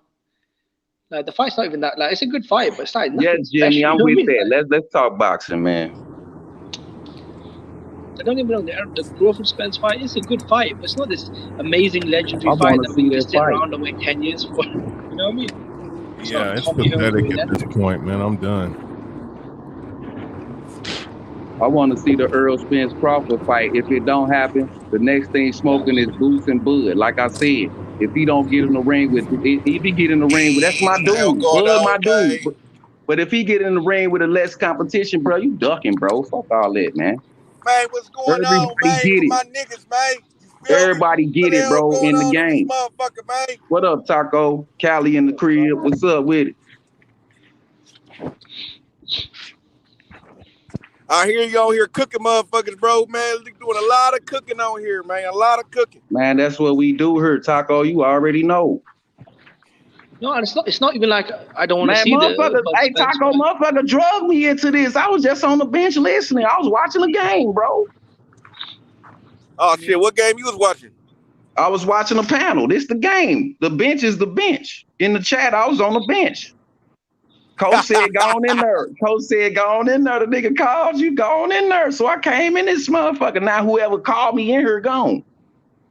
Man, nigga came in the game off the bench hitting 30. Man, hit 30. Hey, Taco, you silly, man. I hit 30 straight up. Oh, I was off the bench, though. Nigga wasn't even in the game. Nigga was in COVID protocols and shit. They had to call, they called a nigga like, nigga, hold up, nigga, get in. Hey, Taco, I was the only one scored in the second half, 30. You know what I'm saying? Hey, I don't hear nobody else, bro. I don't think they don't want the smoke. They smell what you cooking and they don't want it. They say, man, already know, like, man. Hey, y'all can hear me. Y'all can hear me. Y'all can hear me. Man, motherfucker, hear your goofy ass, nigga. So y'all can't hear me. Y'all can't hear me. I fix my Bluetooth. We don't need to, but we can. All that bullshit you was talking, fuck my Bluetooth up, yo. Oh, dusty ass hey, niggas. man, Y'all niggas on their way out. Boy, I can't wait till your old ass get out the game, boy. You need to hang that shit up, bro. He say You all too that old shit to out do like that, yo. You should be ashamed of yourself, yo. I need to find a sponsor for your dusty ass, yo. You need to stop that shit, yo. I need to stop. You too old to be that broke, yo. What broke got to do with me checking the fuck fuck out your up, bitch and you ass? still fucking up, boy. Get your shit together, man. That shit is a shame, yo. That's a shame. Hey, man, my shit together. I'm ashamed of you, yo. I'm ashamed. I'm ashamed. Hey, listen, Method, I'm mentally together. That's what the No, you're the not. problem No, is. you're not, because you still That's fucked what up the your bag. problem is. Here we go, man. Once again, how many times do I have to knock you out, Method? Have you ever seen that movie Porky's Revenge and the little dude just did not get enough? They just kept beating his ass. He just kept going back over there, man. He just kept getting his ass whooped, right? Remember that movie Porky's Revenge? Oh, no, you a snotty-nosed little kid. You don't remember that movie. I'm tripping. Stop coming over here, Method, man. Stop, man. Talk to somebody else because you can't fuck with me, man. I love the bag. I love the bag. I love a bag. Listen, Method. We was I talking love a bag. I love a bag. I love a bag. Man, you love pots, little ass nigga. I love the bag. Get into a bag. You don't know nothing about that. You don't know into the bag. You don't know nothing about that. What? You love the bag? You like racing with the little kids in the burlap sack? You love the bag? I love a bag. You don't know about that. Okay. You love them bean bags. I love a bag. I love a bag. Jack and the Beanstalk, man. You a fairy tale, Method. Yeah, I don't know about that. You a fairy tale, straight up. Tinkerbell, You know man. I know you, man. Stop this nonsense. Stop it. Stop it. Man, stop it. I told you the only thing I want to hear I love from a you, bag. Boy, your feelings. Method. Listen to him. Listen to him. Look, he sounds like a damn child now, You better man. stop it, man. You better stop it. Can I ask you a question? You can't ask me nothing. I need to be Can telling I you where ask the you a bag question, at. Method? Yeah, only question you be asking me is about where the bag at. So That's now we went to the That's life. it, that's We went to the all, life. man. So did I dish your profit, man? I love a bag. I love a bag. Did I dish your Ask me where profit? the bag at. That's your old ass. By You calling ask him me an where the bag illiterate at, camel man. How to driver. get to a Did I bag. diss him or not? You ask me everything about how to get to a bag. You ask me anything to get to that Quran, nigga, and study. I love a bag. I love a bag. Love your Quran and love your God, punk ass nigga. I love a bag. I love a bag. That's how I know you an imposter, man, like the Quran I said. love a bag. I love a bag. He was talking to you, Method. That was about the children of Israel. He called you an imposter. Oh shit! Straight up, Allah actually called you an imposter, bro. And some of them, they killed them, bro. I love a bag. I love a bag. You know how serious that is, Method? You know how old Or I you am, gonna be a man. fucking kid? Or you gonna run be a that type kid? foolishness Or you on gonna me, be a man. kid and Stop play it, your man. little Well, I Arabic gotta do this language paperwork, Arabic I'll be right back recordings, over man? once I get this paperwork You done. gonna go actually So I clear study, this or you gonna bag. go You play your dig? little Rosetta Stone This recordings and shot, this and memorize them? all that shit. Answer the question, man. Why you can't answer no questions, Method? I just want to know, bro. See, there you go. See, can't do it. See, that's all. Jimmy, what you was saying, Jimmy? Go ahead, man. No, I was saying I've just kind of lost hope with the Spence Crawford fight. I mean, I wanted to watch it, but I mean, let's just move on as fans. I mean, let's be honest, it was a good fight, but it wasn't this legendary, amazing fight that we have to sit around for 10 years. It's a good fight, but you know, I mean, Crawford versus Virgil, that's a good fight. Crawford versus Boots, that's a good fight. You know, Crawford versus Taylor, that's a good fight. If Thurman finds a way to bounce back strong, let's say he knocks out Barrios, looks good. I mean, that's a good fight. Spence will probably move up to front four once Charlo leaves the division, and then that's it, I guess. I kind of want this era of welterweights to kind of move on. I'd like to see where Boots and Virgil and stuff go. I think Crawford will probably have a few more big fights and then retire himself. With Bomako saying they want to be done by 35. So I think Crawford will probably mix it up with one of the younger guys, Boots or Virgil. Maybe fight Taylor. I think that's a good fight. And then just, I guess, try and become undisputed once Spence leaves. It's been 5 years, bro. Like, he's still cleaning up his side of the street. Like, it is what it is, isn't it? Apparently, Mikey Garcia can leave. He can come to PBC, fight Broner, fight Spence, and then run off to the zone as a free agent. And Canelo can come over as a free agent. They can do Fury Wilder as a cross promotion. But for Bud Crawford, he has to jump through fucking hoops of fire and, fuck a dragon on the moon. And, you know what I mean? I don't know, man.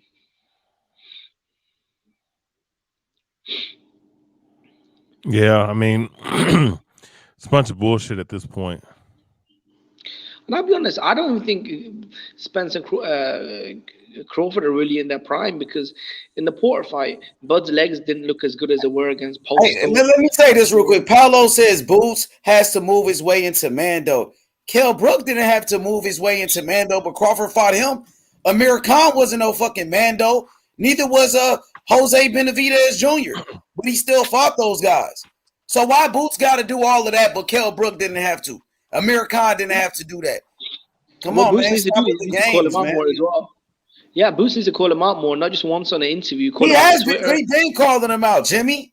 Let's stop protecting fighters, bro. Now, real quick, H, would you get mad though if if he just goes and fights Josh Taylor? I mean, because why would he wait on Josh? You know, Josh Taylor's still at 140, and Josh Taylor has listen. Josh Taylor still fights at 140. Josh Taylor still has a fight against Jack Catterall. So, what, he gonna sit on the sidelines and wait when he can fight Boots, who's already there? That's crazy, bro. This guy wants to go around Boots. Ain't no way around it, bro. Boots is available. Crawford is available. Make it happen. All that other shit, nobody want to fight this guy. He's the boogeyman. Stop it, bro. That shit is over with. Stop it. Boots been calling him out, Jimmy. Boots been waiting. Boots been waiting. He deserved a shot. Look at this shit. Low class I'm sorry, Hebrew. Then Paulo says, look at this. They won't fight Boots if not. So they gonna duck him then. If not, what? And people are cool with it. So they're not gonna fight him unless he's the mandatory. So they gonna sit there and duck him and avoid him. That's some bullshit. No, that's some bullshit. The man been waiting. He been waiting on the competition fights anyway. Like I say, Crawford my dude, but if he don't fucking get in there with, any less competition, he fucking ducking, man. Fuck that shit, man. Everybody get it, nigga, including my fighter too, nigga. Exactly. I'm a boxing fan. Fuck that shit, nigga. Let's keep it 100, nigga. Boo's been waiting. Ain't no motherfucker trying to fight him. Ain't no motherfucker. You know. Ain't no motherfucker trying to fight him. Paulo says they will duck. Who is they? Put a name on it. We're talking about Terrence Crawford. So you're saying Terrence Crawford will duck. That's what you're saying. Or you don't want to say Terrence Crawford because he's being protected. No, I ain't protecting no motherfucking body. So Terrence Crawford will duck. So why you won't put the name on it? We talking about Terrence Crawford versus Boots. Terrence Crawford is a champion. Jaron Ennis is the best available. Which one is it? So Crawford will duck. So put a name on it. When y'all say Earl Spence is a duck, you put his name on it. But when it's Crawford, you don't want to put his name on it. Which one is it? Crawford will. Okay. Crazy. Man, keep that shit. Keep that shit. Go ahead, Hebrew. Go ahead. Nostalgic. I've been talking. Go ahead. I've been talking. Go ahead. Keep going. That's what I'm saying. If you know what I'm saying, if Boo's been fighting all these motherfuckers contender and shit, man, when this man gonna get his shot? Yeah. I like all the motherfucking fighters, man. I want to see the game grow. I want to see the game grow. Go ahead, Jimmy. Is he Spence's mandatory, Boots? I think he is. Yeah, Boots is in unification. We know unifications trump mandatories. So Earl Spence is fighting Ugas the champion. The same Ugas that Terrence Crawford was just saying, I want to fight. Terrence Crawford put out his hit list. The 3 fighters he want to fight. He said Earl Spence, Ugas, and Keith Thurman. So it's okay for Terrence Crawford for want to fight Ugas. When Terrence Crawford wants to fight Ugas, people are okay with it. When Earl Spence, he fights Ugas, everybody got a problem with it. But Crawford just said he wanted to fight Ugas. So which one is it? Crawford said he wanted to fight Spence first, though. He said he want to fight Ugas too, though. He said he wants to fight Spence. Crawford said he want to fight Ugas. Crawford said he want to fight Ugas. So when Crawford said he want to fight Ugas, y'all okay with it. But then when Earl Spence fight the same Ugas, now all of a sudden it's a cherry pick. That's being a hypocrite and fucking that's a double standard, bro. You know what I'm saying? The same fight fans was just asking Earl Spence to fight Jaron Ennis, saying, "Oh, Earl Spence is trapped. Jaron Ennis is his mandatory." But Earl Spence is fighting Ugas, the same guy that Terrence Crawford wanted to fight in a unification, champion versus champion. Now everybody, now fucking Boots is the best available for Terrence Crawford. Those same people saying, "Oh, Boots ain't ready for Terrence Crawford, but he's ready for Earl Spence." Y'all niggas crazy. Lost your fucking marbles, man. Hey, I mean, look, I want to see the fight. You know, don't get it twisted. I'll watch the fight, yeah, man. I mean, to be honest, I really haven't watched that much of Boots. The few fights I have seen, it looks really good. I really haven't even seen him tested on the chin. So hey, check this out. Havoc said, let's all pretend like we don't know who Boots is. That's what they're doing. I'm getting that vibe from the Terrence Crawford fans. Oh, Boots don't bring nothing to the table. He's high risk, low reward. He needs to get a belt first. Man, he undefeated, brain. That's what he brings to the motherfucking table. What I see. Yeah, I mean, what the fuck did Kell Brook bring to the table? What the fuck do he need? What else do he need? He beat every motherfucker he came across. Yeah, he's a top 5 welterweight. He's undefeated. You nigga, and he's recognized as one of the best. We all know who he is, but now when it comes to our favorite fighter, Terrence Crawford, fighting this guy, now, Boots ain't did nothing. Boots don't deserve the shot. Boots needs to get a belt first. That ain't how I watch boxing. That ain't how I watch boxing, bro. I mean, that ain't how I go, bro. But who do you think should be in front first, him or Virgil Ortiz, though? Virgil Ortiz has got a fight already. You know what I mean? Virgil Ortiz is about to fight McKinnison from the UK. So Virgil Ortiz, he's fighting somebody else. So who's the only 2 loose strands, bro? Who's the best available? Jaron Ennis. Virgil Ortiz fighting somebody else. Earl fighting somebody. Virgil Ortiz fighting somebody. They the only 2 loose strands, bro. What we talking about here? That's the only available fight that the fight fans at least get want to watch a competitive fight, bro. Yo, can I say something real quick, bro? I just want to point out, bro, that is like Glenn Ivory Diaz, bro. Major Key Boxing. It's just about that, bro. We ain't worried about that, bro. No, he's ducking southpaw, we bro. Good, bro. We good, LT. All right, fuck it. We good. Don't worry about that. I'm gonna say this, yeah. I think Bud's next opponent is depending on who he signs.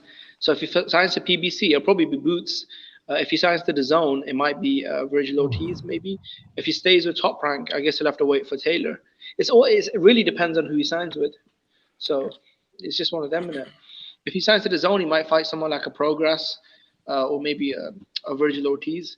It really all depends on what network he signs with, what promoter. So he's a free agent, so we'll see where he goes. Because if he doesn't sign to the PBC, and so you saying fight Progress, a guy who the last fight was at 140 and not fight Boots.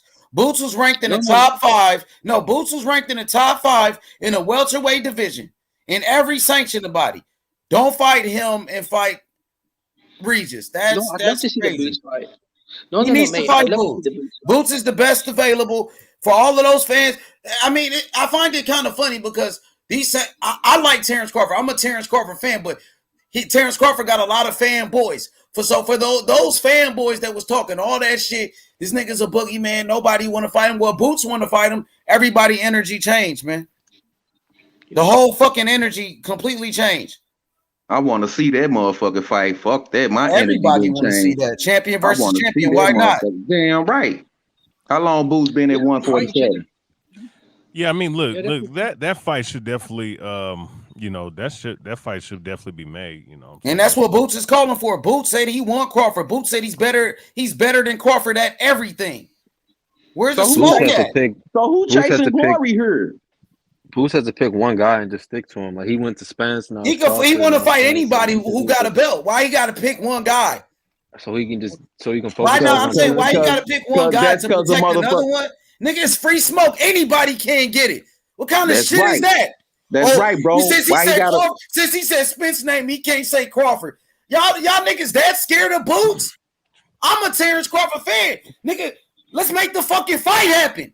Niggas that scared of Boots that Boots gonna beat this nigga. Oh, he called out Earl, so he can't call out Crawford. He gotta pick one. All of a sudden, he got all these rules and shit.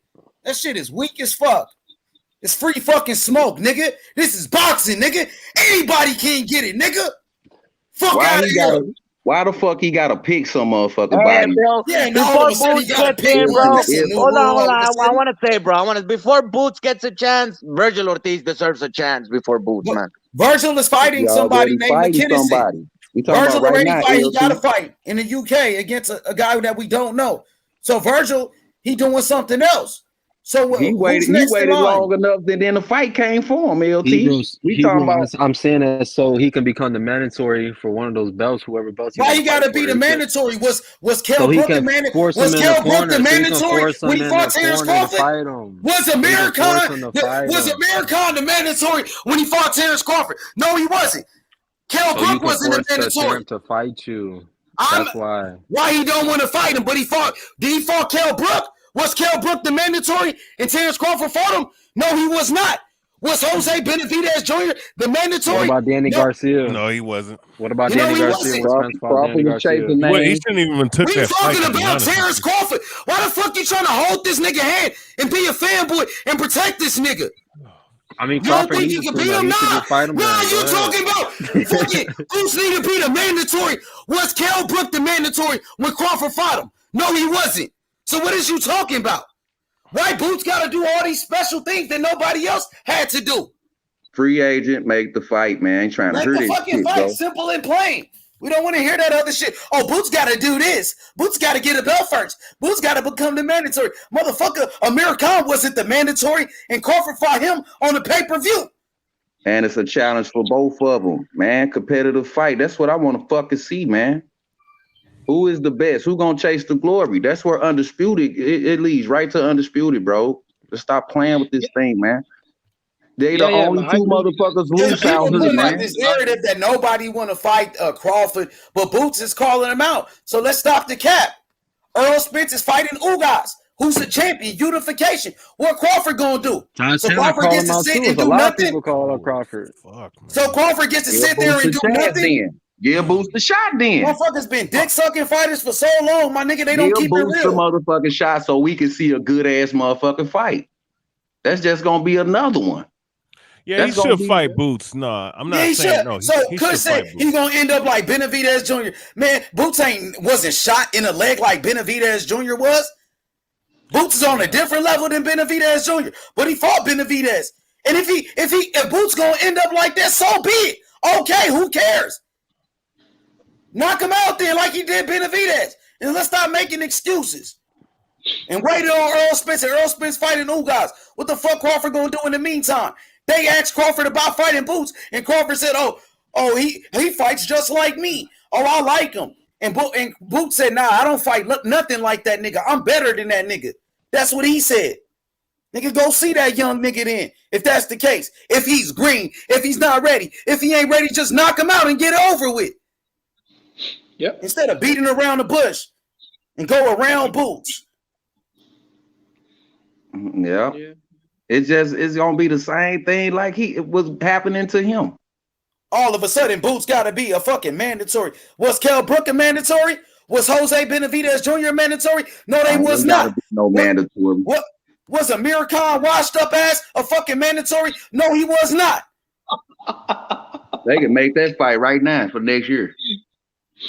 But Boots got to do all this special shit, all this extra shit that nobody else had to do. None of Crawford other opponents had to do. Man, quit playing with Boots, man. They can set Y'all that know Boots is a real threat. Crawford know Boots is a real threat. That's why he ain't trying to see that young nigga, man. Man, they can set that motherfucker for mid-July right now, bro. Yeah, Havoc. Just like Havoc said. Knock him out and get it over they can with. do that shit for no. Fuck all that, that gap between fighting. They can fight literally in April, man. Thank you, historian. Thank you, fight bro. in April, man. To be honest with you, they could fight in March. Yeah, late March. Yeah, before the Spence December, January, yeah. February, March. You're telling me motherfuckers can't fight every 3 months? Fuck that, bro. Yeah, that shit is crazy. Go ahead, Jimmy. Yeah, mate. After he beats Boots, then he could, we'll see what the landscape is. Because I don't think the Spence fight will happen. But after that, you could fight someone like a Virgil Ortiz, a Josh Taylor. But the Boots fight is the one that should happen next. Because look, they're both free. They're both, obviously undefeated fighters. One's a top contender, the other's a champion. It makes really good sense. Man, that's 2 fights we can get to see, man. Yeah. After the Ugas fight, you know what I'm saying? He could fight. Crawford could right now could be trying to get that Boots fight or the winner of that Virgil Ortiz or whoever he fight. Which I'm thinking Virgil gonna go smoke the dude and he gonna still be waiting too. So you know what I'm saying? He could be. You can have 2 motherfucking fights if you beat Boots, though. You know what I'm saying? But I see that's a 50-50 fight to me. That motherfucker, that's a lot of. I want to see that fight bad, no motherfucker. Now I'm looking at that fight like the Earl Spence motherfucker Crawford fight. It's the same motherfucker competition. So if Bud smokes him, then we get a lot of credit. I'm sorry, look at this foolery. Paulo says it will be Crawford, Josh first. And fucking Josh Taylor still at 140. So this nigga gonna wait a whole year to fight Josh Taylor instead of fighting Boots. It's gonna be Josh Taylor first, not Boots, and Josh Taylor fight at 140. He's not even in the fucking weight class. How is gonna be Josh Taylor first? Y'all know Boots is a real threat. You know what I'm saying? Y'all know Boots can knock out Terrence Crawford. That's why y'all niggas put in all these roadblocks and try to make this man duck Boots. Look, I thought y'all was Terrence Crawford fans. I thought y'all was real Terrence Crawford fans. Y'all don't think Terrence Crawford could beat Boots? Y'all don't have any faith in him? Oh, he gotta wait for Josh Taylor for a whole year to go fight. When Boots is right now calling his ass out. Fight. I want to see that fight. And they don't want to see it. The Terrence Crawford fans don't want to see it. But they wanted Earl Spence to fight Boots.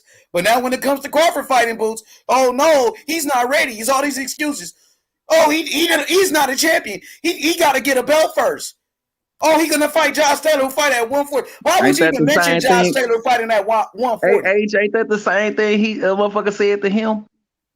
Why the fuck would they even mention Josh Taylor and Josh Taylor still fighting at 140? I think it was Josh Taylor confronted him in the hallway and he called Bud out to his face, saying I'm moving up to 147 next and I'm gonna hunt you down. Exactly. Look at Tony. Boots beats Taylor. Boots beats Josh Taylor. Fight the toughest motherfucker out. Boots is already ranked in the top 5 in your fucking weight class. Fight That's Boots. what I want to see. But here you go. Oh, he's gonna fight this guy first. Well, this guy deserved a chance before Boots. All these goddamn excuses. You know what I mean? Crazy. Josh Taylor got to fight. What is you, Paulo? What are you talking about? You just running your mouth now. Now you saying Josh Taylor moving up. Josh Taylor fight at 140. He still got to fight with Jack Catterall at 140. Yeah. He hasn't even fought Jack Catterall yet. And you talking about he moving up. That nigga still at 140.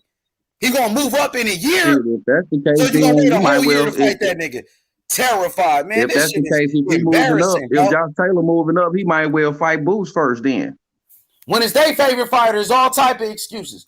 When it's time for your favorite fighter to go fight against Boots, he got to fight Josh Taylor first. But y'all just wanted Earl Spence to fight fucking Boots. But now since it's Terrence Crawford, since Earl Spence fighting the champion and guys, now, he got to, don't fight Boots. Now, man, motherfucking, man. Crazy, man. He didn't call Spence. He called Crawford. Yeah, motherfucking Boots called out Crawford. Oh, they said, he didn't call out Crawford. He called out Spence. He called out both of them. So it's okay when Boots call out. Listen, Hebrew, it's okay when Boots call out Spence, but when Boots call out Crawford, motherfucking change their energy now. When he call out your favorite fighter. Sad, man. No, let's go. Let's get that fight. Let's get that fight. I want to see that motherfucker fight. Niggas are just dick suck whoever they want to dick ride, man.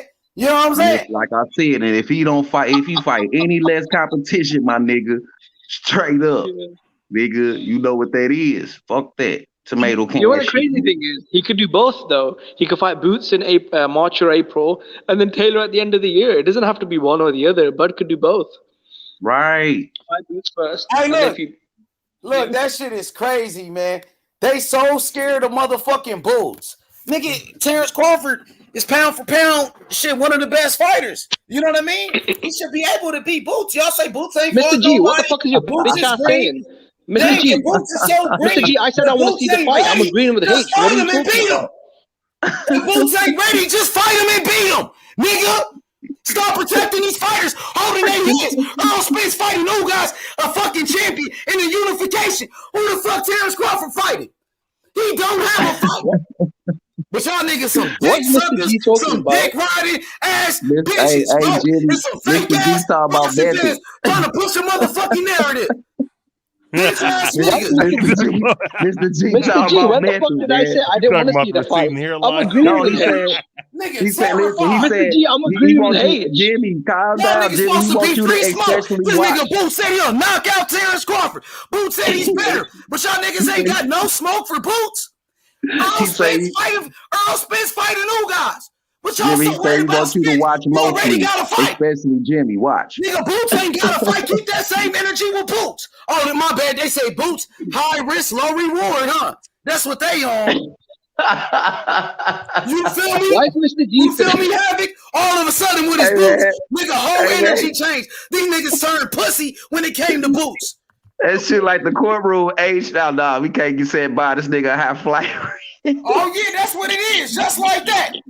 Motherfucking nigga Earl Spence about to fight Ugas, a champion in the unification for 3 belts. Terrence Crawford ain't doing shit. He just sitting on the sidelines. And you bitches, man, come on, man. These niggas straight up hoes, fake ass boxing fans. All they do is dick suck their favorite fighter. Hey man, this is what happened when this shit be new to me, man. No. Hebrew, can I just make my point, yeah? Mr. G, that was Method saying he didn't want to see the fight. I was agreeing with H. What are you talking about? BH, how many times? BH, did you not hear me? How many times have I said I want to see the Boots fight? Why the hell is Mr. G talking shit about me? I've said it 1,000 times. I'd like to see the Boots fight. Yeah, that's a good fight. Please hit the link or please exit the chat. Thank you. Look, guys can hit the link, or they could just, that shit is crazy because everybody. It's funny how them Terrence Crawford fans, they just wanted Earl Spence to fight Boots, but Earl Spence got him a better fight against Ugas, who just beat Manny Pacquiao on a pay-per-view unification, champion versus champion. Right. Earl Spence fighting Ugas, champion versus champion. Fucking Terrence Crawford needs to fight. Why not Terrence Crawford fight Boots? Now, motherfucker, whole energy change.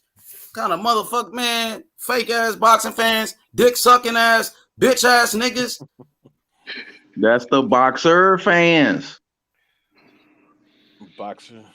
No, just last week they were saying Earl Spence need to fight Boots because Boots is his mandatory. Boots is ranked #1. So then Boots got to fight Earl. Earl ducking Boots. Motherfucking Earl got a better fight against a champion. The same guy that Terrence Crawford just saying he want to fight Ugas? He just said that a couple weeks ago. So Ugas was good enough for Terrence Crawford to fight, but when Earl Spence, he takes that fight. He's fighting Ugas, the same guy that Crawford wanted to fight. Y'all got a problem with it, but y'all didn't have a problem when Terrence Crawford was calling out Ugas. But when Earl Spence take that fight from Crawford, now y'all bitching and crying. You motherfucking pussies. Fake ass boxing fans. Yeah, you already know, Havoc. Terrence Crawford just did an interview, said, my hit list, Keith Thurman, Ugas, Earl Spence. All of these guys got to fight. Earl Spence fighting Ugas, so you can't fight Earl Spence or Ugas. But it was okay when Terrence Crawford said he want to fight Ugas. But when Earl Spence get that fight, now it's not a good fight all of a sudden. Man, these niggas fake as shit, pushing narratives, and they some dick-sucking ass bitches, bro. And fake-ass boxing fans on top of that. Man, what happens when Ugas beat Earl Spence? He got the unified, right? Then what we gonna say? No, he has to fight. Talking that dumbass shit about Ugas. There's gonna be a whole bunch of more bullshit narratives. No, Ugas, if he wins, he has to fight. Who's that guy that Errol Spence paid money to so he could step aside? Stanionis. Yeah, he has to fight him because asking Stanionis to step aside 2 times, I don't think he'll do that. Shit, we know unifications trump mandatories. We know undisputed trump mandatories. We already know that, bro. No, but that's only if the mandatory has applies to this fight. You know what I mean? When people wanted to see Deontay Wilder fight against Anthony Joshua for undisputed, what we say? When Deontay Wilder, he had a mandatory at the time, Dominic Brazil. We said what? No, Deontay Wilder don't have to fight Dominic Brazil. He could go fight Anthony Joshua because undisputed trumps mandatories. Unification trumps mandatories. Same thing applies right here. But nah, because it's not our favorite fighter, now we want to push a narrative, man. That shit is weak.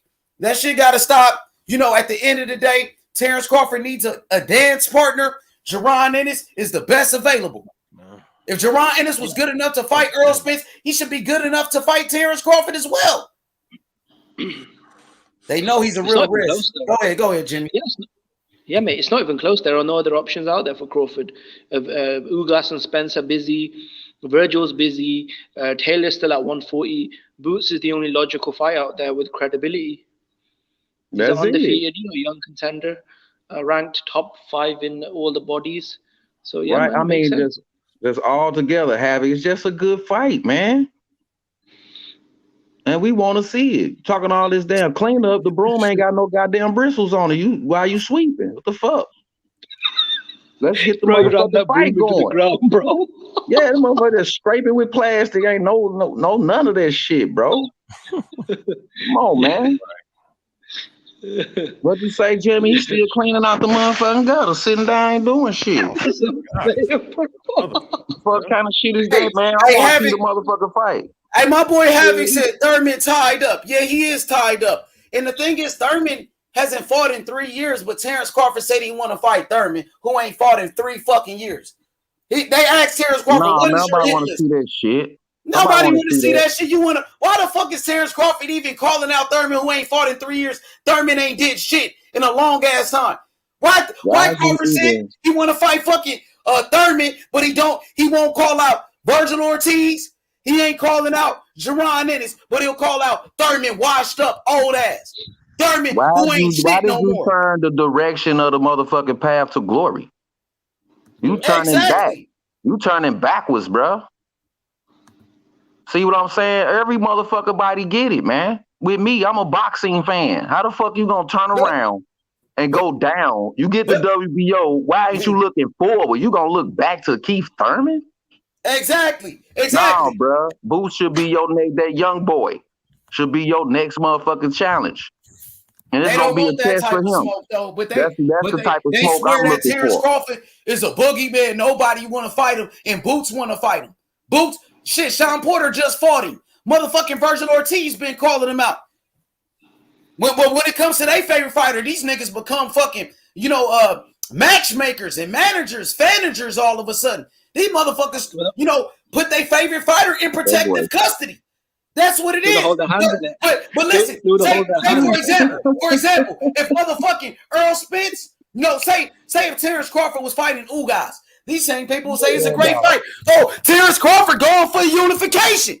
He going for another belt. He's fighting the champion. That's what y'all would have said if that was Crawford doing what Spence is doing. But now you got to keep the same energy. Now, if Terrence Crawford was to fight Ugas, y'all would be telling Earl Spence to fight Boots. They will be telling Earl Spence to fight Boots. Because that's the only strand that's open. That's it. He the only open motherfucking source. Hey, look at this. Look at this. Paolo said Crawford will get an easy touch, then fight Josh Taylor. That's some weak ass shit. So you saying Terrence Crawford is looking for a cherry pick? He's looking for a fucking cherry pick. Fucking oh my God. And then he's gonna go fight Josh Taylor, then move up, and he's not gonna fight Boots. That's amazing. Yeah, I heard he might. That shit is ridiculous. That's what I'm saying. I'm reading the line. He might fight, Robert Guerrero. No, don't this go shit for is crazy, bro. This shit is crazy. This nigga Terrence Crawford will take an easy touch. An easy touch. Fanatures. Dick sucking.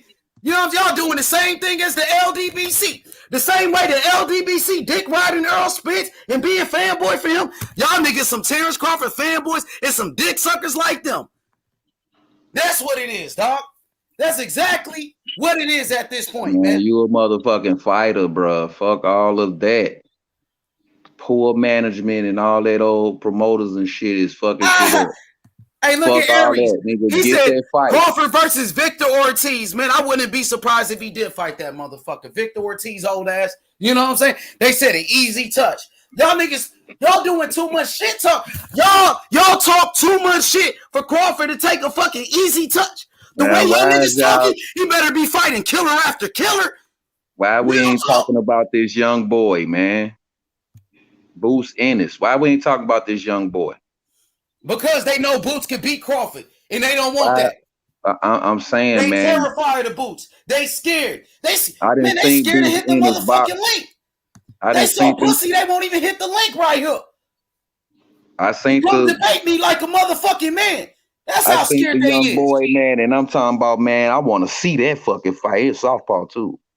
I want to see that. You need to make that motherfucker fight happen. You need to make that fight, bro. That's all that's left, bro. Or you ain't chasing no glory. You ain't chasing no. There's no other options. I seen Terrence Crawford chase glory. If he want to stop now, then I gotta stop.